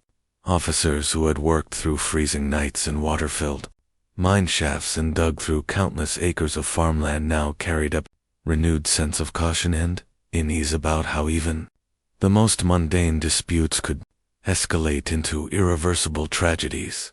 Months passed, but the story of Wu Chen's disappearance and the shocking revelation of his murder became a cautionary tale that permeated the region. Local news outlets revisited the case on anniversaries, dissecting both the legal proceedings and the psychological motivations behind the crime. Analysts debated whether Jirun's actions were the inevitable result of personal greed and frustration, or the culmination of years of unacknowledged mental strain. Psychologists began referencing the case in discussions about rural family dynamics, warning that unresolved conflicts over money, power, and favoritism could spiral into acts of violence when combined with physical opportunity and emotional instability. Inside the prison where Jirun was held, life continued with a harsh regularity. He underwent evaluations and counseling, ostensibly to address the anger and resentment that had driven him to murder. But reports from correctional officers painted a picture of a man grappling with the duality of remorse and justification. Jirun claimed that his actions were a direct response to Wu Chun's disregard for fairness, citing the nearly 1.3 million yuan he had invested in the farm without any tangible return. Every officer who interviewed him noted his meticulous recollection of the events in the feed-grinding workshop. Every blow struck, every plastic bag used to conceal the body, a chilling reminder of the meticulousness that often accompanies premeditated acts of violence for the family left behind. The pain of navigating a fractured inheritance, public scrutiny, and personal grief was compounded by the constant reminders of what had happened. Sheelan, once a young man overshadowed by his father's authority, now found himself grappling with the legal, financial, and emotional aftermath. He faced the challenge of preserving what remained of the family's assets, while also maintaining the fragile bonds with Ju Yen and the extended relatives who had grown increasingly contentious in the wake of Wu Chen's death. Every business decision carried not only economic weight, but moral and familial consequence. A reminder that the repercussions of violence extend far beyond the immediate act. As crime whisper, I often reflect on the way such cases illuminate the fragile balance between human ambition, familial loyalty, and moral restraint. Wu Chen's story, which began with success and promise, ended with tragedy. Stark reminder that even in rural communities, where life seems predictable, human emotions and conflicts can ignite forces that leave irreversible scars. Each investigation, each testimony, each careful reconstruction of events underscores a universal truth. Violence, once unleashed, reshapes not just the immediate victims, but entire families, communities, and even societal perceptions of justice. And as night falls over Shimi City, with the soft wind rustling through the empty pens of Wu Chen's once thriving pig farm, the echoes of the past remain. The farm stands as a silent witness to a story of greed, resentment, and the human capacity for violence. The family's disputes continue behind closed doors. The streets whisper cautionary tales to those who pass, and law enforcement officers carry the weight of a case that tested every measure of skill, patience, and perseverance. So as you lay your head down tonight, let these stories remind you of the fragile nature of life and the importance of resolving conflict before it escalates. In the quiet of the night, in the stillness between raindrops, or the soft flicker of a distant streetlight, remember, sometimes the most horrifying mysteries are not the ones that happen in faraway cities, but those that unfold quietly in the spaces we call home. The weeks following the recovery of Wu Chen's body were some of the darkest for the family. The once familiar rhythm of life on the farm had been shattered, replaced with tense silence punctuated only by arguments over inheritance and responsibility. Wu Chen's legal wife Yulan found herself at the center of a storm she hadn't anticipated. Her role as the official widow placed her in a position of authority over a farm that had become both a source of income and a reminder of past betrayals. Every step she took, every decision she made, felt like walking on a tightrope. One misstep could ignite another confrontation with the family or the public. Ju Yan, on the other hand, faced a different kind of pressure. Though she had been loved and trusted by Wu Jun, the public exposure of their relationship and her status as the mother of his second child made her a target of scrutiny and, in some cases, resentment. Each family meeting now felt like a battle of words.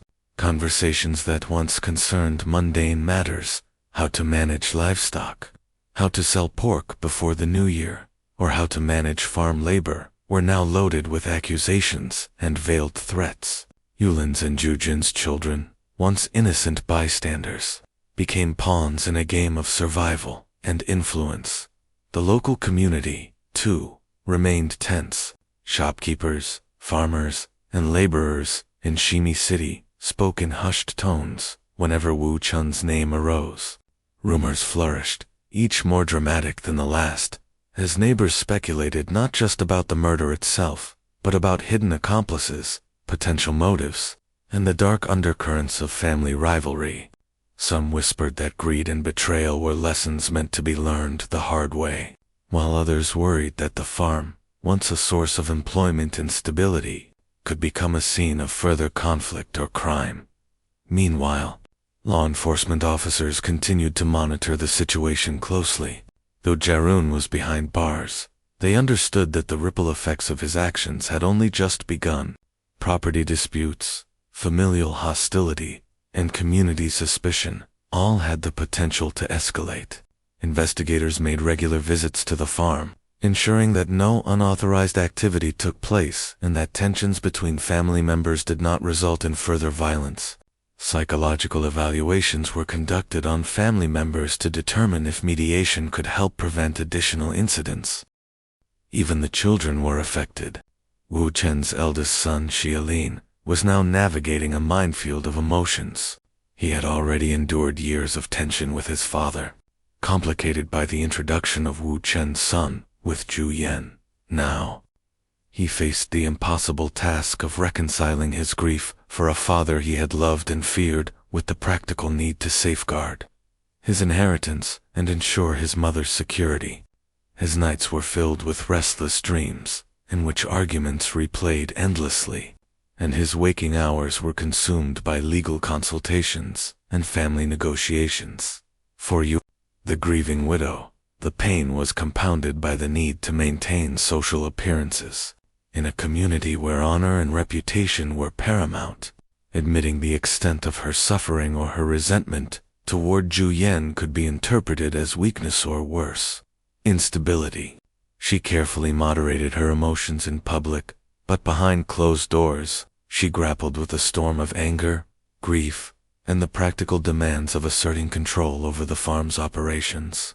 Every interaction with her late husband's family now felt like a negotiation of power. Every word a subtle strategy in a game she had not chosen to play, but could not escape. Zhu Yan, by contrast, sought to secure her child's future above all else. She immersed herself in the management of Wu Chen's financial affairs, reviewing bank statements, contracts, and property documents. Her love for Wu Jun and the child he fathered drove her to act methodically and without emotional bias. But each decision brought her into conflict with Yulan and Shilin. The once hidden tensions within the family were now fully exposed, and every conversation, every family meeting, was fraught with the potential for conflict. The legal battles that followed were as intricate as they were bitter. Lawyers for each faction scrutinized every document, traced every transaction, and combed through the farm's operations to determine rightful ownership and control. Mediation attempts often failed, with each party steadfast in their positions. Accusations were made, sometimes public, sometimes whispered behind closed doors. It became evident that the murder had not only ended Wu Chen's life, but had ignited a chain reaction that threatened to destroy the cohesion of the entire family. Psychologists and social workers were called in to counsel the children, who were struggling to understand the magnitude of their father's death and the volatile adult dynamics surrounding them. Reports highlighted the risk of long-term trauma, particularly in the youngest child, who had been the focus of Wu Chen's favoritism. Careful attention was required to ensure that resentment or rivalry between siblings did not take root and perpetuate the cycle of familial conflict. Meanwhile, law enforcement and investigators who had worked on the case remained vigilant. Though the criminal aspect had been resolved, the civil disputes and social repercussions continued to demand attention.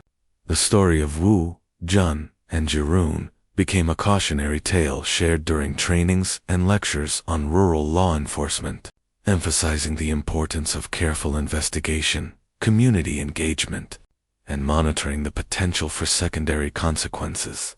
Even after justice had been ostensibly served, as months turned into a year, the farm itself bore silent witness to the family's struggles. The pens once filled with the sounds of animals in labor now carried an air of tension. Workers, though committed to their tasks, sensed the unspoken rules. Conversations were measured, interactions limited, and every instruction from family members came weighted with historical grievances. Even the livestock seemed to operate under a subdued rhythm, as if mirroring the unease that had seeped into every corner of the farm. Community perception of the family shifted as well. Neighbors, once admiring Wu Chen's success and industriousness, now spoke cautiously, their tone often tinged with fear or pity. Children in the community, hearing fragments of the story at school or from parents, became aware of the complexities of adult conflicts at an early age. Wu Chen's death, the criminal actions of Jarun, and the ensuing family disputes were no longer just news items. They became lessons about the consequences of unchecked anger, greed, and miscommunication. Even as the immediate crisis receded, the emotional aftermath lingered. Family members continued to harbor resentment, suspicion, and grief. Yulin and Zhu Yan, though both devoted to preserving the legacy and well-being of their children, remained at odds over how to best manage the farm and the inherited assets. Shilin, forced into a role of unexpected responsibility, found himself navigating a labyrinth of legal, emotional, and social pressures that far exceeded the experience of any young adult. The story of Wu Chen's disappearance and murder ultimately became more than just a case study in crime. It evolved into a profound exploration of human relationships, the corrosive effects of unresolved conflict, and the unpredictable consequences of momentary rage. The farm, once a symbol of prosperity and familial pride, now stood as a testament to both the fragility of life and the enduring complexity of human behavior. As the seasons changed and life slowly resumed some semblance of normalcy on the farm, the lessons of the case remained. The family, fractured yet resilient, continued to navigate the treacherous waters of inheritance, emotion, and societal scrutiny.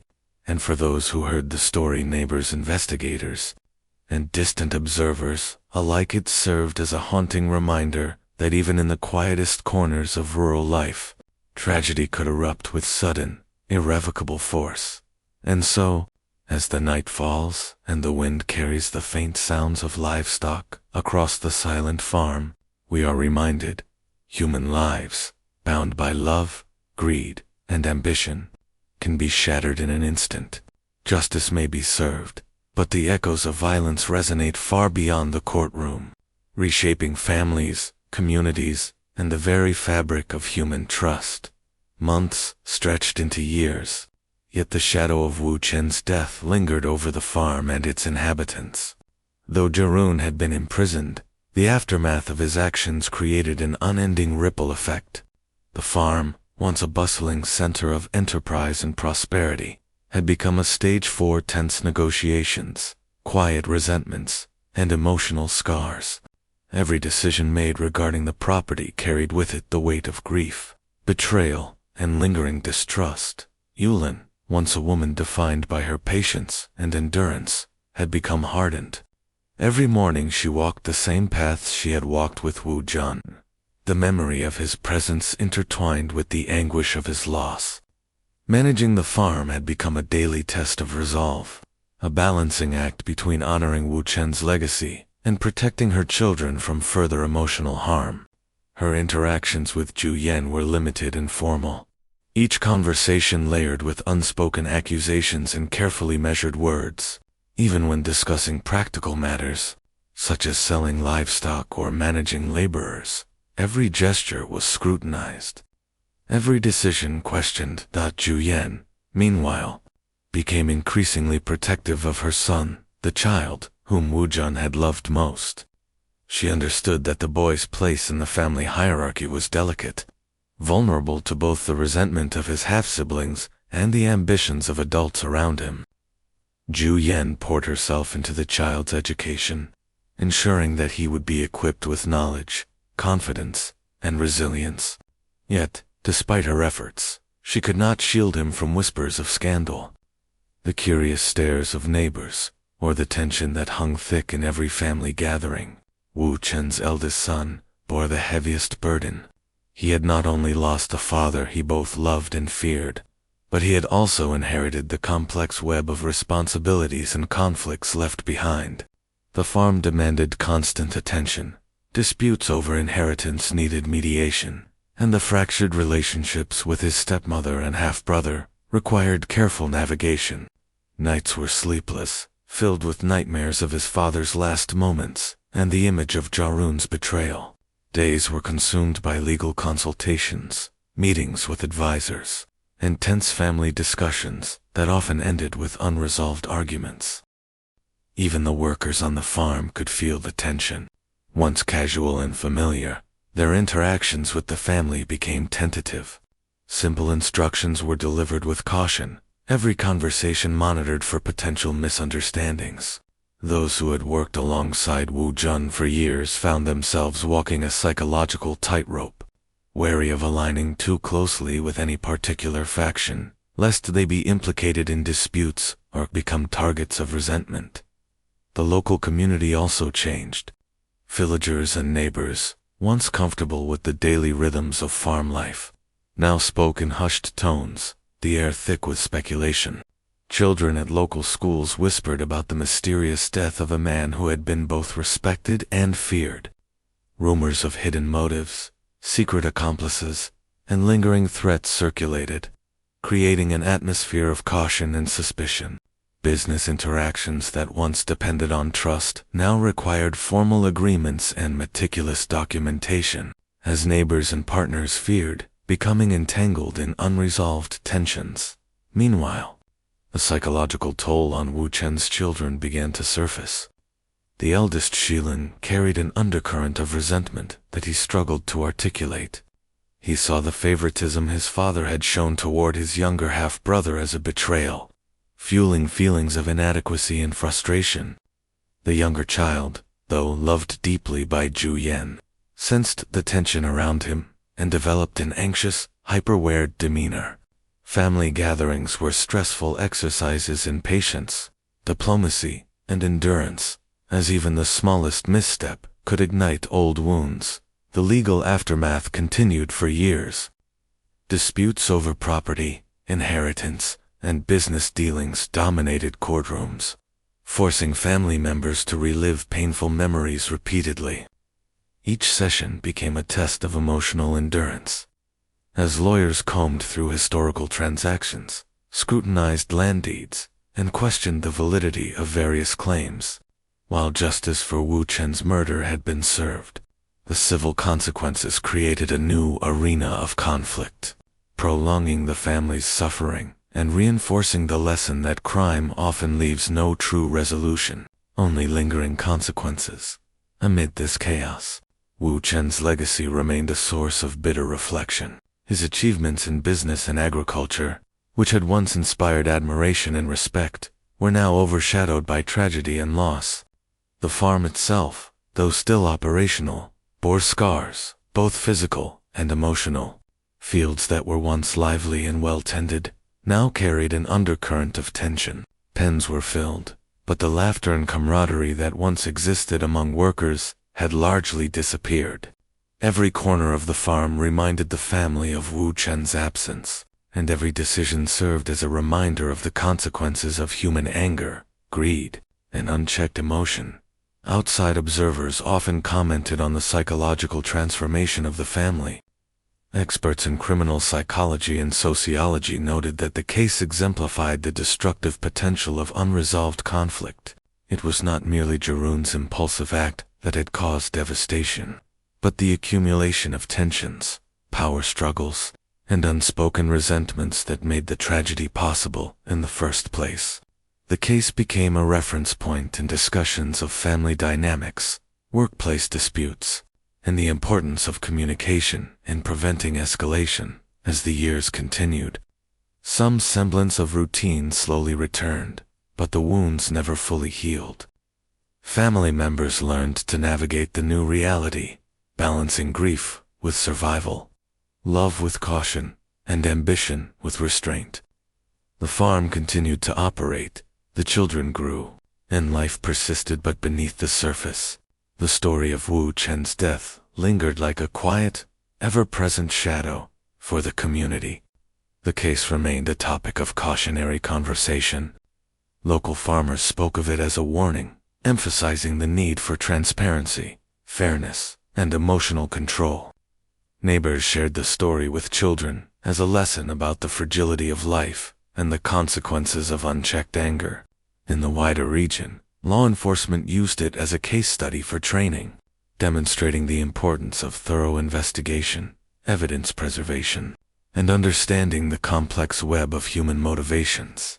And so, as the night falls over Shimi City, and the wind sweeps across the quiet fields of Wu Chen's farm, the echoes of tragedy remain.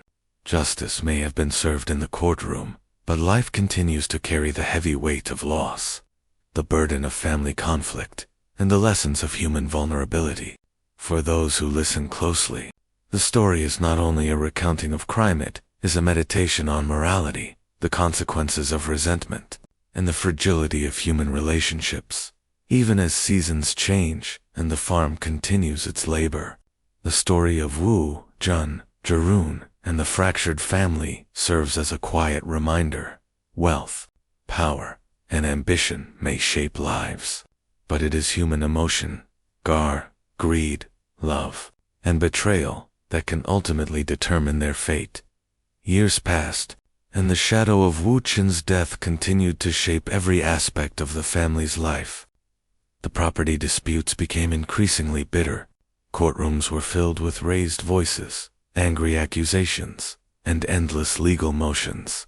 Shilin, still struggling with the loss of his father and the resentment over perceived favoritism, found himself embroiled in constant battles over farm operations, inheritance shares, and financial management.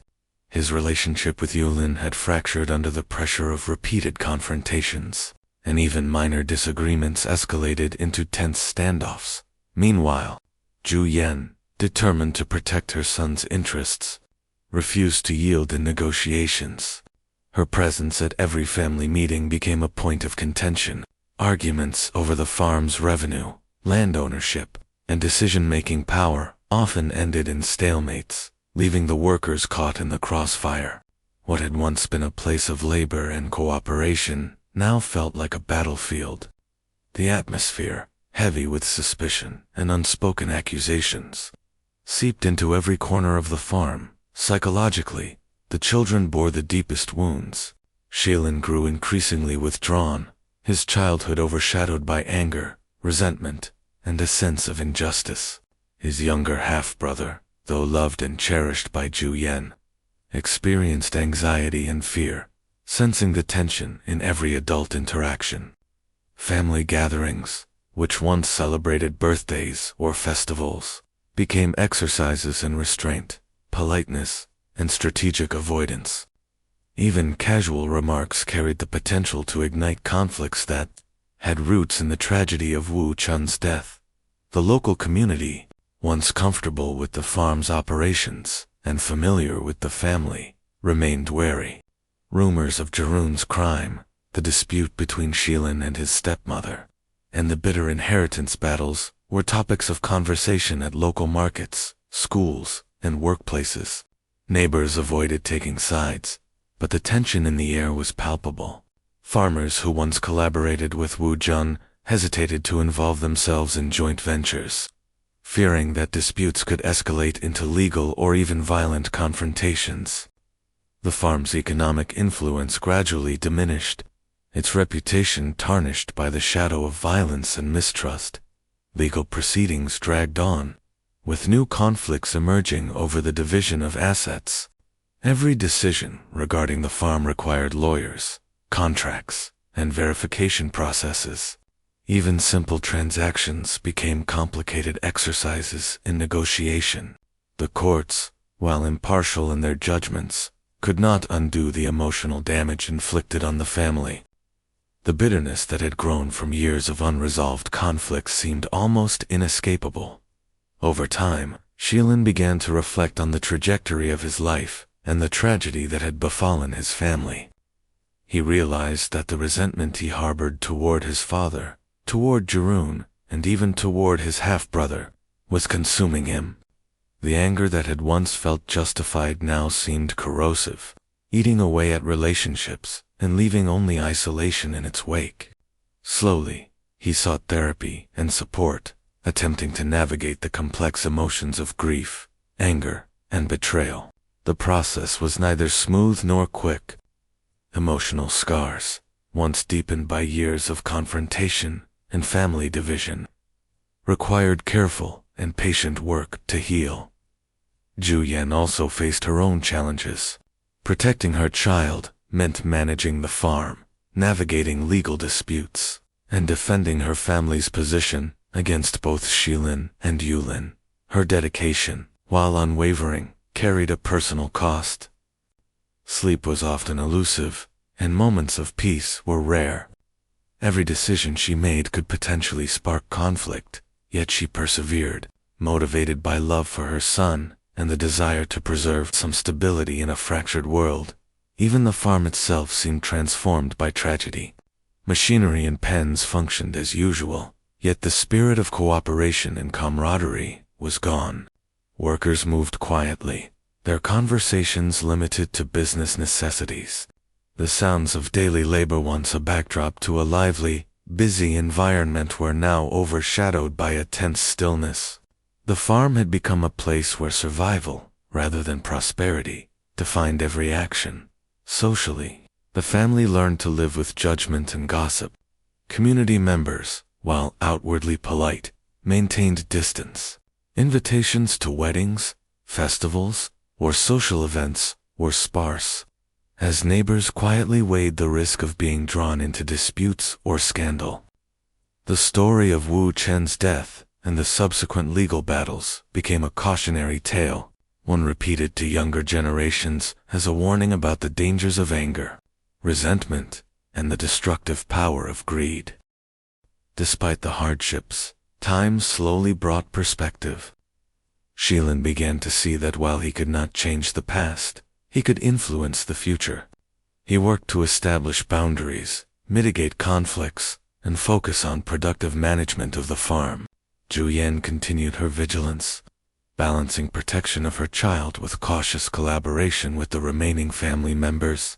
Though tension persisted, small steps toward reconciliation and understanding emerged. Meanwhile, the broader community reflected on the tragedy with a mixture of fear, fascination, and reflection.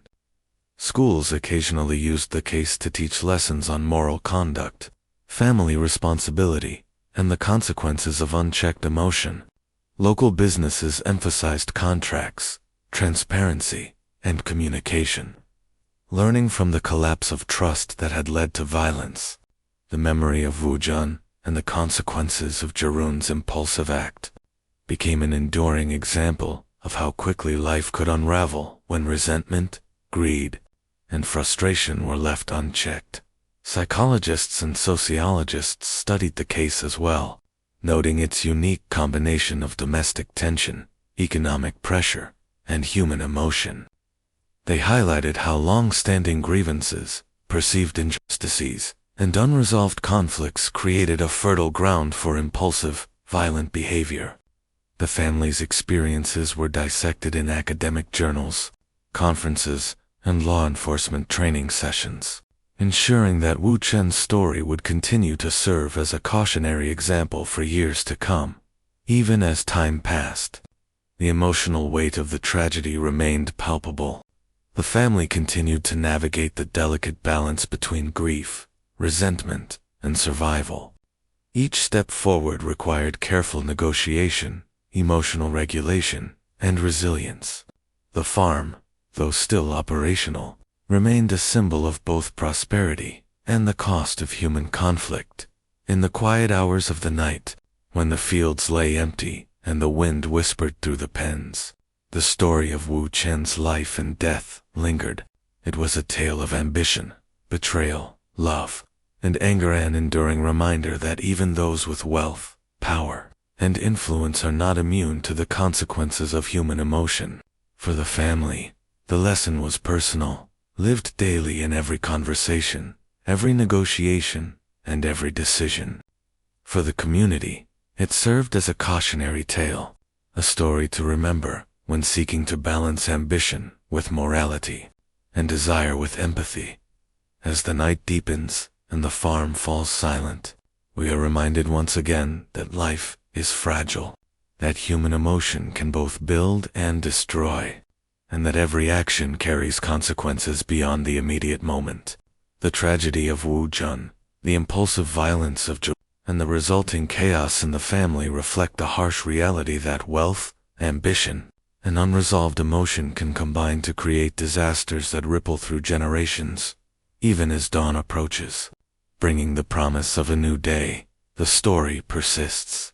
Grief, resentment, and lessons learned remain intertwined, echoing in the quiet fields, the silent pens, and the hearts of those who continue to live in the shadow of a single, irreversible act.